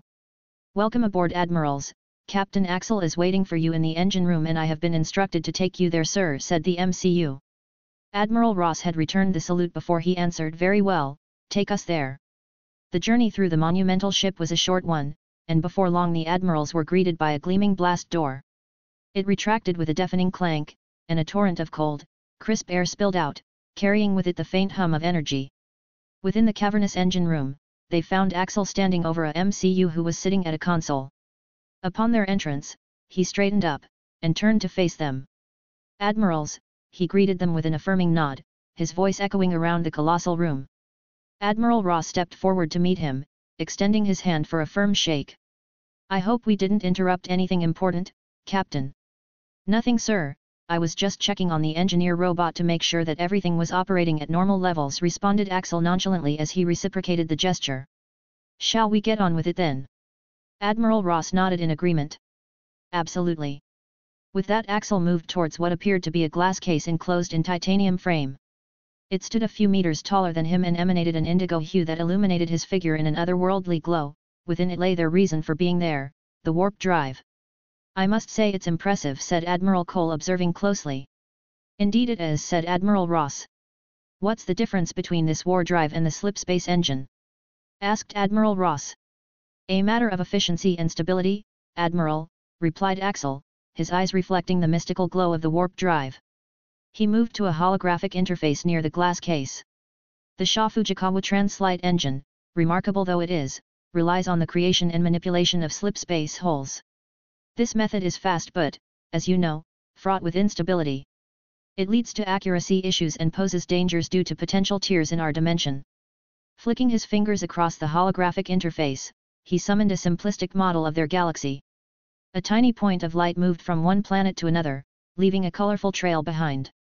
"This new warp drive," Axel continued, "creates a bubble of stable spacetime around the ship and moves that bubble through space at velocities exceeding the speed of light. The result is safer travel without the need for risky slipspace jumps."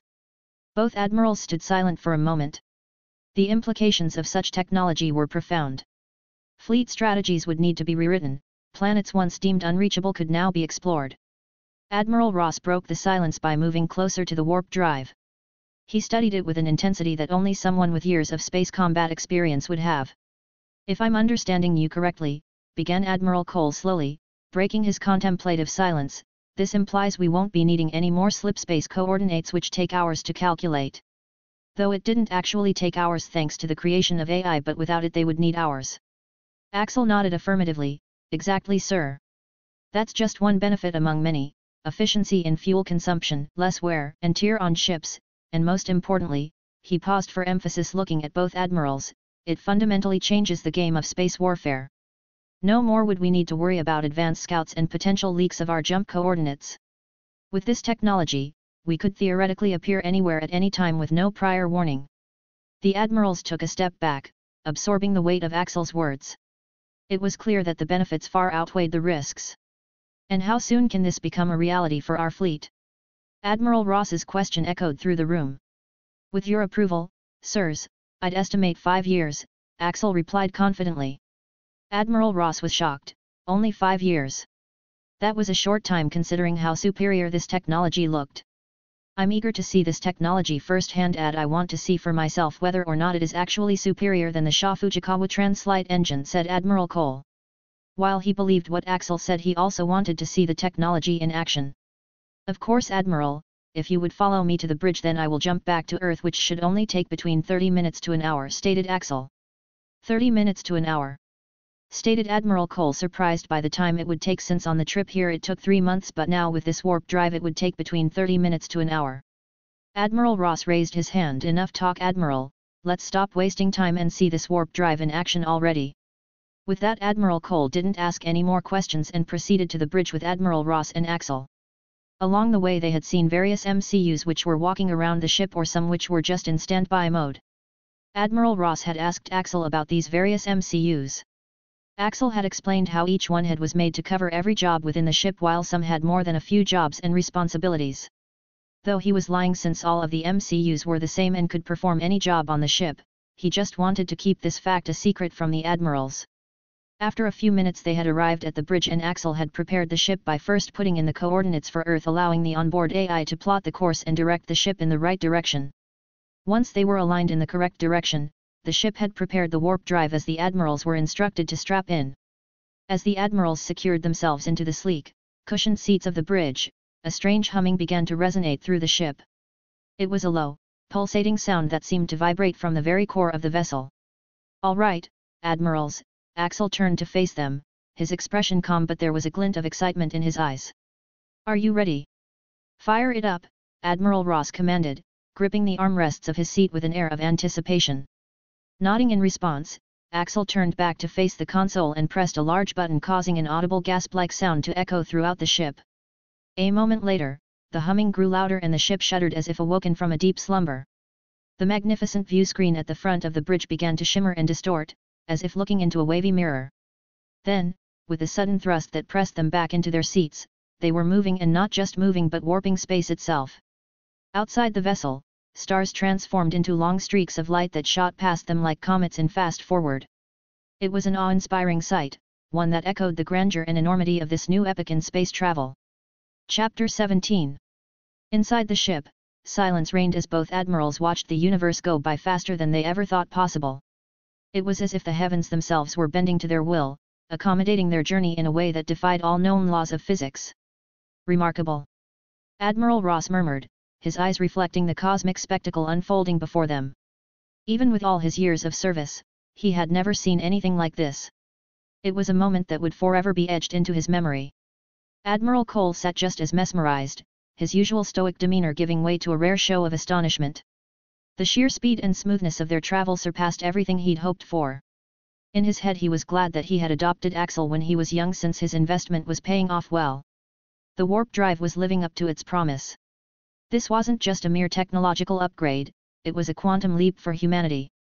Of course there would have to be some changes to what happens during warp, unlike slip space. In slip space they could remain standing while the ship initiated the jump, but with the warp drive everybody on board would need to be strapped in before they could start the jump.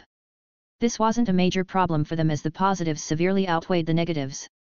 But for Axel he found this to be a slight problem, since it would affect medical procedure that would need to be conducted and prevent the crew from repairing the ship while they are at warp speed. Once he gets back he would look to fix those problems so that normal operations can be conducted on the ship even while at warp speed. As the ship continued to carve its way through space, Axel kept his eyes on the navigation console, monitoring the progress. Everything seemed to be working perfectly.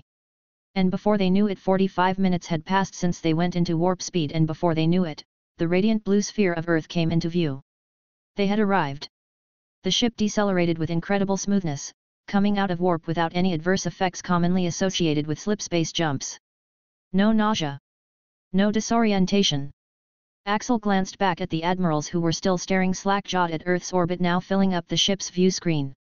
"Welcome to Earth, admirals," Axel said. The way their faces lit up at the sight, he could tell the admirals were just as amazed by the success of the warp drive as he was. "Phenomenal," Ross finally managed to say, still unable to tear his eyes away from the view.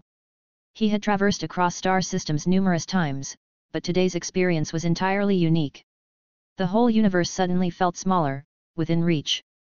"Outstanding job," Admiral Cole added after a moment, turning his steely gaze onto Axel.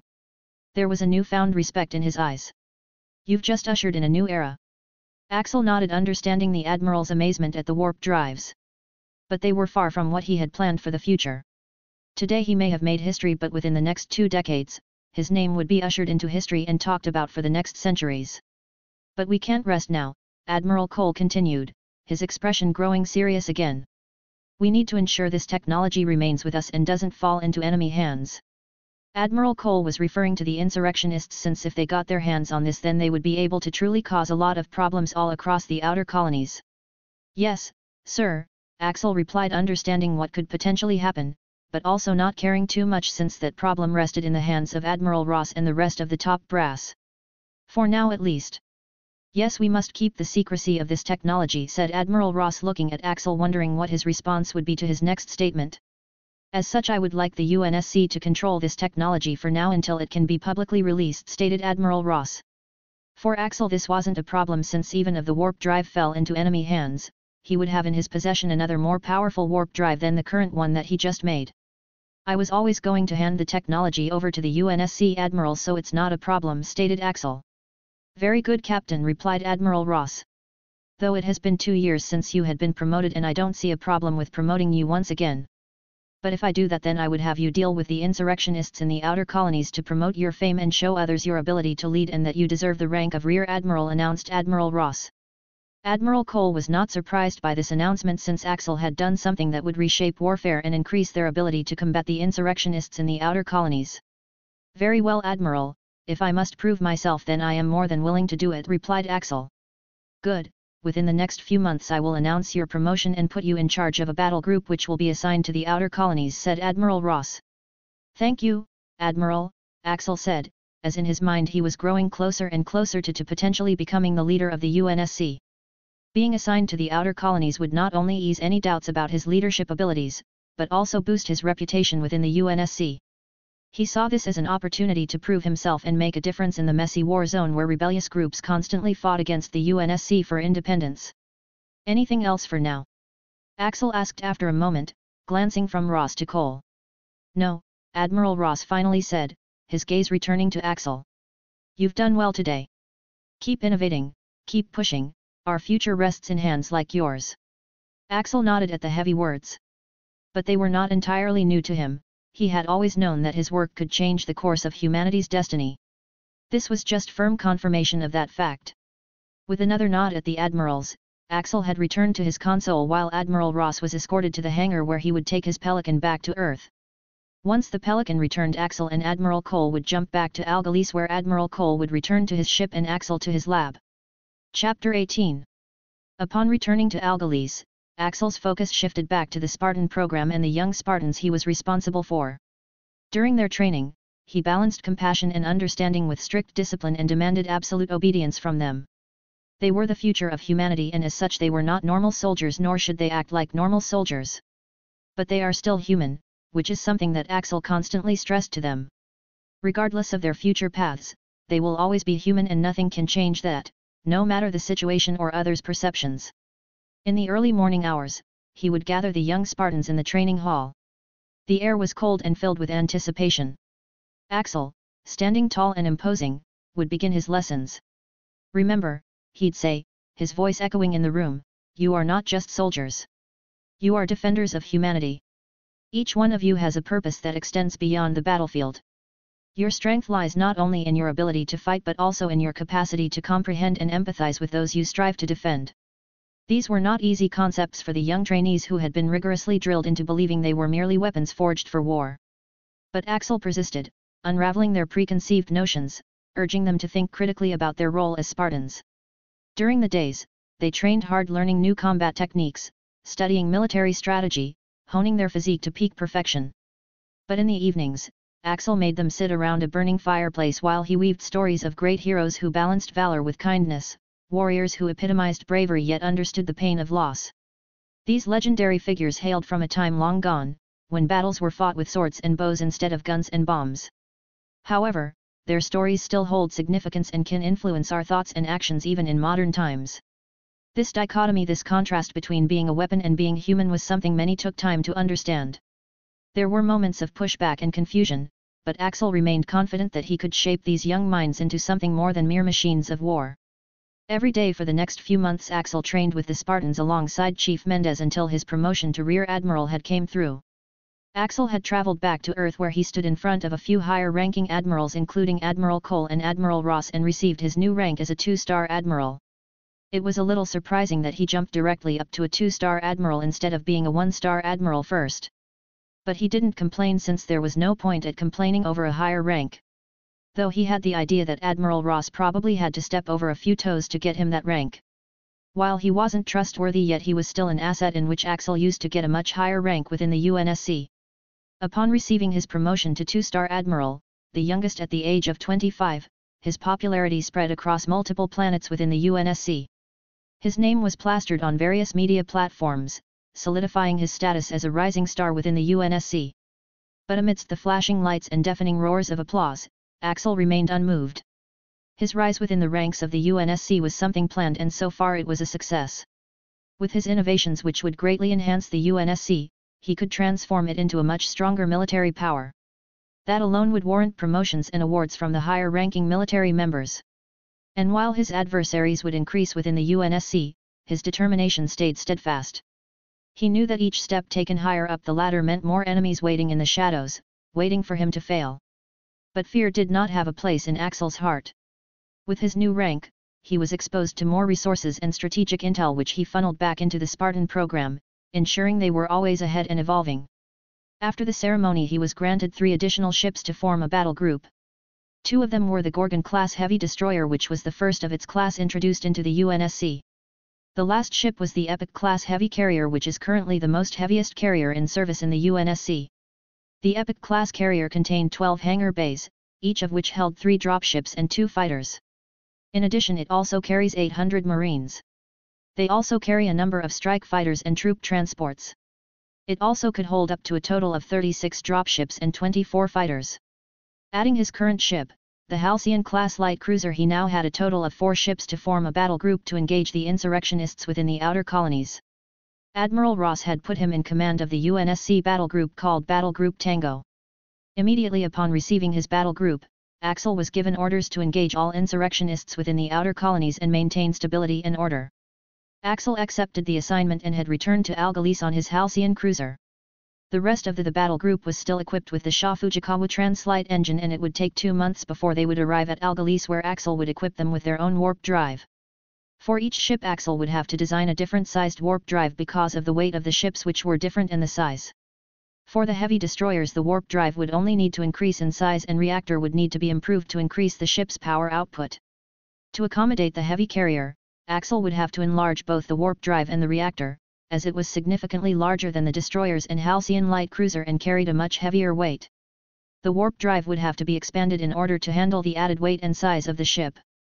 Fortunately, this wouldn't be a time-consuming task and could easily be finished before they reached Algalice. And now that he was a 2-star admiral, Axel needed to start paying attention to politics. Axel was not ignorant of the political games being played within the walls of the UNSC headquarters. He knew that every move he made was watched with hawk-like scrutiny, his actions analyzed for weaknesses. As of now, his only allies were Admiral Ross and Admiral Cole.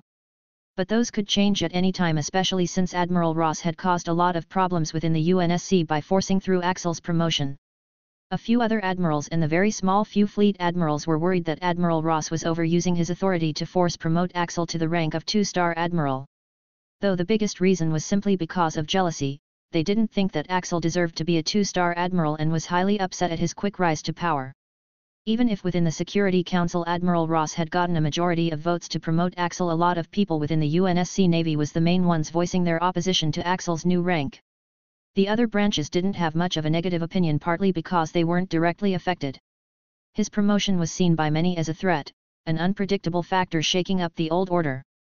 But there were also those moved by his vision, officers and soldiers alike, who saw hope for a stronger future under his leadership. Chapter 19. As Axel was busy creating the new warp drives and reactors for the 3 new ships that he acquired, 2 months had passed by in an instant. The time had come for him to start his campaign against the insurrectionists in the outer colonies. According to his orders, he was to spend the next 4 years rooting out every insurrectionist's hideout within the outer colonies and bring stability to those colonies as well. Before leaving, Axel had said goodbye to Halsey, who wanted to come with him, but he forced her not to since she was needed to watch over the Spartan program. She was one of the few people whom he trusted to run the program and continue to educate the Spartans so that they won't lose their humanity once they undergo the genetic enhancement. Halsey was reluctant, but nonetheless she couldn't do anything as she was currently only a civilian consultant and not some high-ranking member of the UNSC military. So she just accepted what was going to happen but promised that once he returns she would have to make up for the time lost. Joining Axel were his assistant Taylor, now a petty officer first class, and his second-in-command Commander Talia, who had been promoted from lieutenant to commander over the past few years. Axel had spent time training with both of them in order to strengthen their friendship and make them trustworthy. Though they were already skilled in their own right, Axel shared some of his own techniques and knowledge with them so that he could count on them when needed. After ensuring everything was good and saying goodbye to the Spartans, Axel had boarded his command ship, the Epic-class heavy carrier, which he named the Leviathan. He went with something simple instead of trying make something that sounded cool. The Halcyon-class light cruiser with its crew of MCUs had undergone a reorg and was now mixed between human crew members and robotic crew members. It would take time for the human crew members to get accustomed to working with the MCUs, which shouldn't take too long since they are already used to working with the ship's onboard AI. With everything in its place, the Leviathan and its accompanying ships made their way towards the outlying colonies. The nearest colony was about 4 hours away from Algolese, giving Axel some time to get accustomed and familiar with the people in his battle group. He also studied a little about the insurrectionists as he would need to know as much about them as possible, their tactics, their weak points, and most importantly, their motivations. As his subordinates busied themselves with their duties, Axel spent time going around the ship and greeting the various departments and other officers on board the Leviathan. Following him around at all times were 2 MCU security units, Taylor and his second-in-command Commander Talia. For the first 2 hours Axel toured the ship, while for the last 2 hours he spent long hours within the confines of his quarters, poring over the vast databases of intelligence reports about the insurrectionists. Meanwhile, Taylor and Talia took charge of training and drills for the human and robotic crew. Axel had shared with them his philosophies of leadership: trust in your crew, no matter their origins, and breed camaraderie amongst them. Eventually, after 4 hours had passed, the battle group had arrived within the Eridanus system and directly above Eridanus II. Axel would first start his mission here, where the main rebel problem had persisted for the past 30 years. Once the battle group entered orbit above the planet, Axel had proceeded to the hangar bay where he would take a Pelican down to meet with the Attorney General of the colony, Nicholas Johnston. Johnston had only recently been appointed Attorney General by the UNSC but has allowed many insurrectionists' activities to continue to occur within Elysium City. Even as Axel traveled in the Pelican, he examined Johnston's profile with a critical eye. The Attorney General was a bureaucrat through and through with an uncanny knack for navigating internal power struggles. He had gained his position by balancing his loyalties between UNSC and the various factions within Elysium City. Constantly looking over his shoulder while straddling the line of loyalty, Johnston was clearly a man under immense pressure. Axel understood this but had little sympathy for such political maneuvering. His concern was for those colonists who lived in fear of the insurrectionists' violent methods. The Pelican was nearing the designated landing location, located within the local security forces base. The Pelican's hatch opened, revealing a bustling cityscape bathed in the soft glow of an autumn sunset. Axel stepped onto Eridanus II soil for the second time, followed closely by Taylor and Commander Talia alongside an escort of MCUs. 2 additional Pelicans had landed next to Axel Pelican. These were the Marines which Axel would use to set up his own base within the city and began an operation to fight against the insurrectionists. Johnston was already waiting for them, flanked by 2 local security officers. His face was lined with worry and he looked much older than he appeared in his official portraits. "Welcome to Eridanus, Admiral," said Johnston. In his head he was worried about what the other insurrectionists would do that once they learned that an admiral was within the city limits. He hoped they would conduct their operation without affecting the people's lives or revealing any connection that linked them to his administration. "Thank you, Attorney General," Axel responded, stepping forward to shake hands with Johnston. He could see the fear in the man's eyes. "We are here to provide stability and security for the citizens of Eridanus II."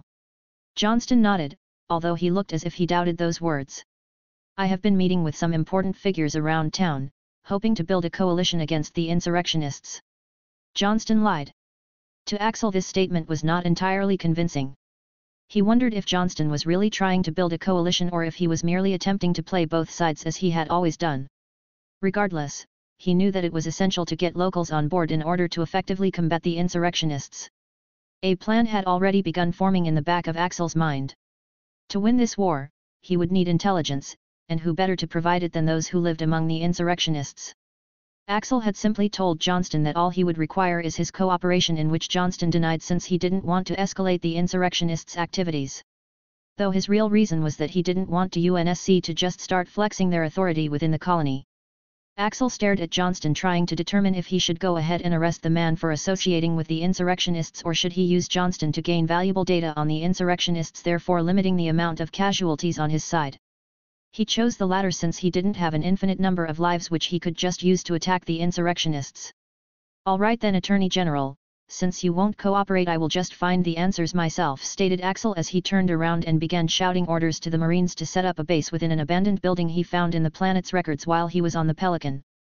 Johnston didn't know how to react, since if he showed a hesitant expression then it could reveal his ties with the insurrectionists. However, if he just allows them to set up, then he would have to hear from the insurrectionists' leader whom he friended. He was about to voice his opinion to Axel, who was walking away, when he was blocked by the two machines in front of him.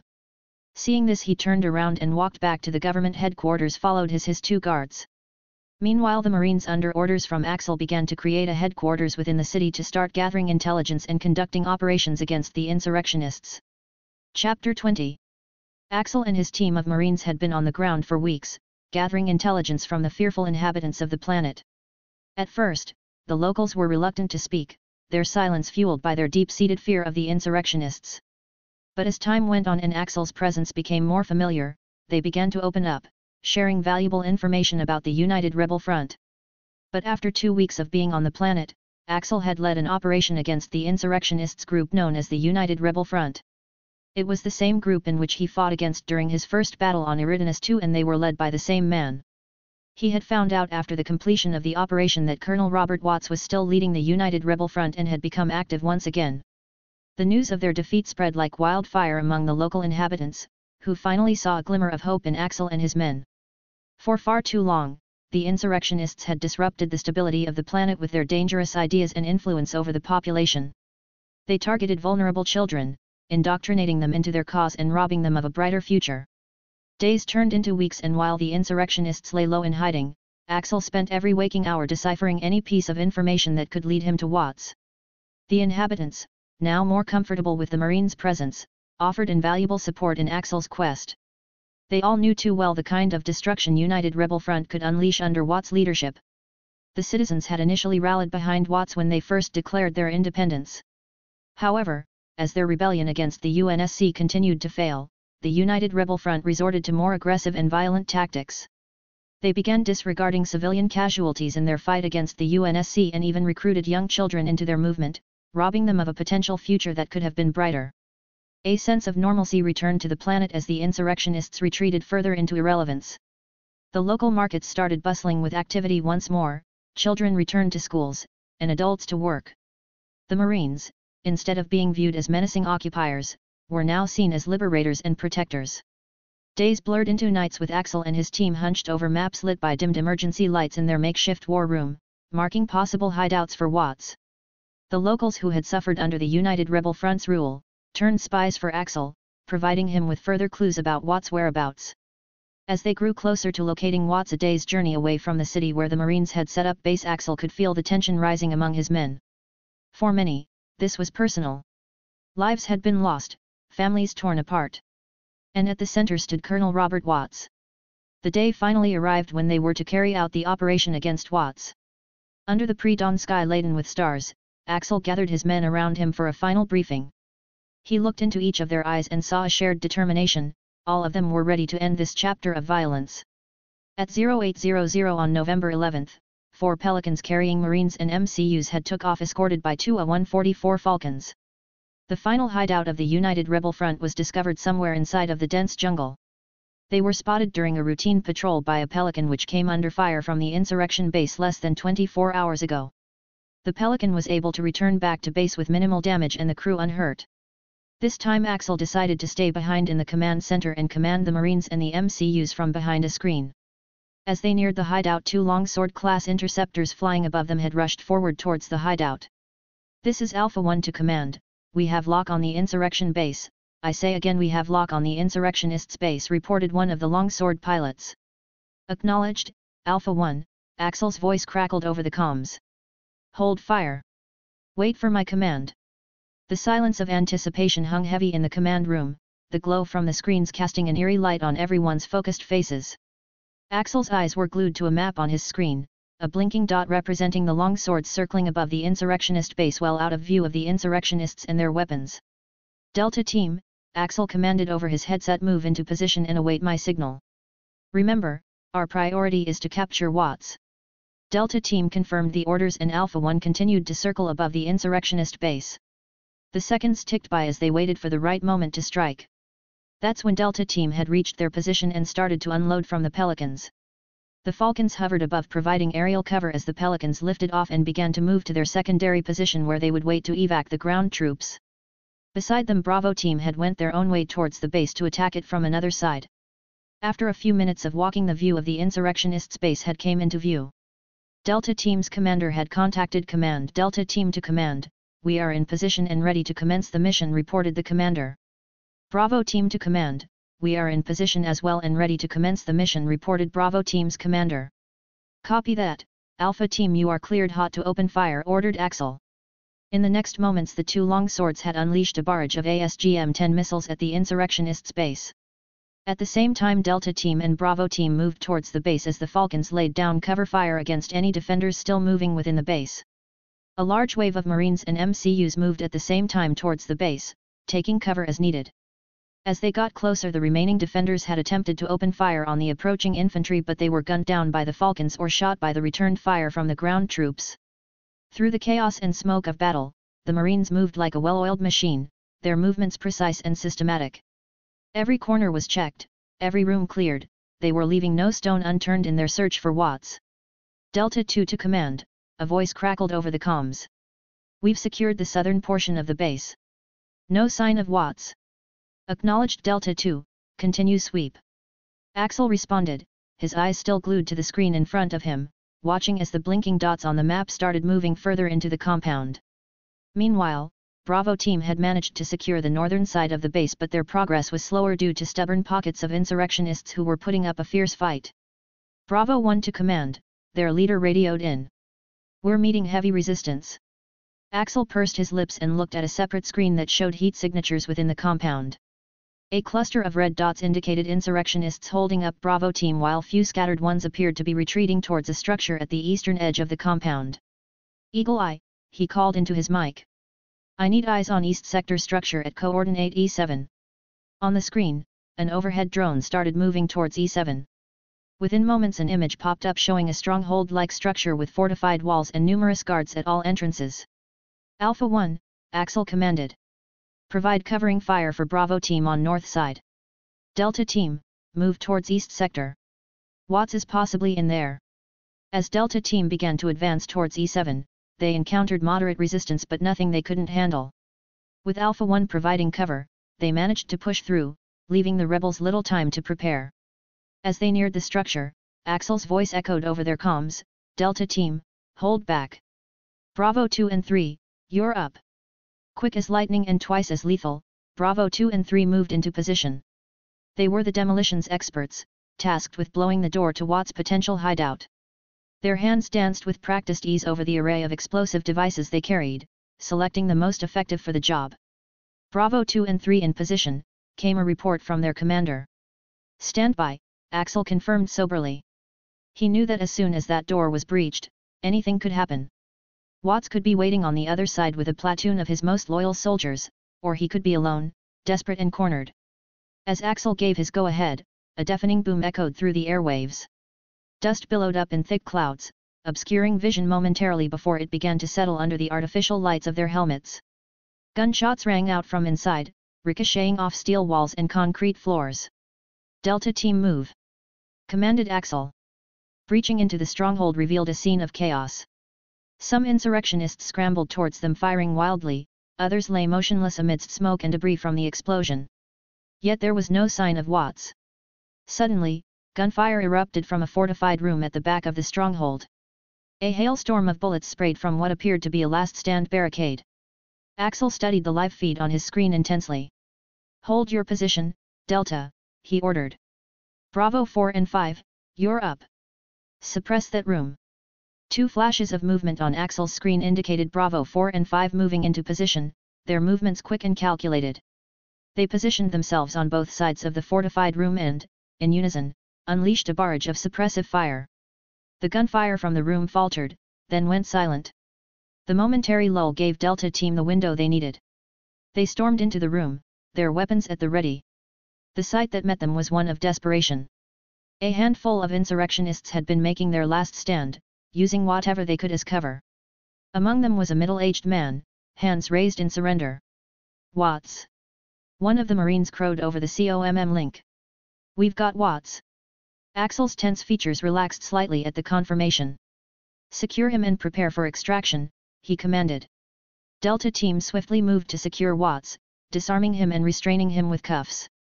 Bravo Team held their positions, ensuring no last-ditch attempts from any remaining insurrectionists while Alpha 1 circled overhead ready to provide immediate support if needed.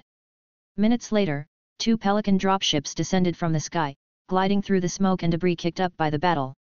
As they landed, Marines rushed forward escorting Watts towards one of them while the second Pelican loaded up with wounded soldiers. "Command," Delta's team leader radioed in as they lifted off into the night sky. "Watts is secured. We're coming home. Good job, men. All remaining forces secure the base and deal with the remaining insurrectionists. If they surrender, accept their surrender, but if they fire on you, then you are permitted to use deadly force," ordered Axel. The remaining forces acknowledged his orders and had begun a mop-up of the insurrectionists' base. Seeing their leader captured and no chain of command in place, dozens of insurrectionists surrendered while a few tried to put up a fight only to be gunned down. With Watts being escorted back to his headquarters, Axel had effectively stopped the insurrectionist group on Eridanus II and destroyed the united rebel front. This would be the first of many victories against the insurrectionists in the outer colonies. Thanks for listening.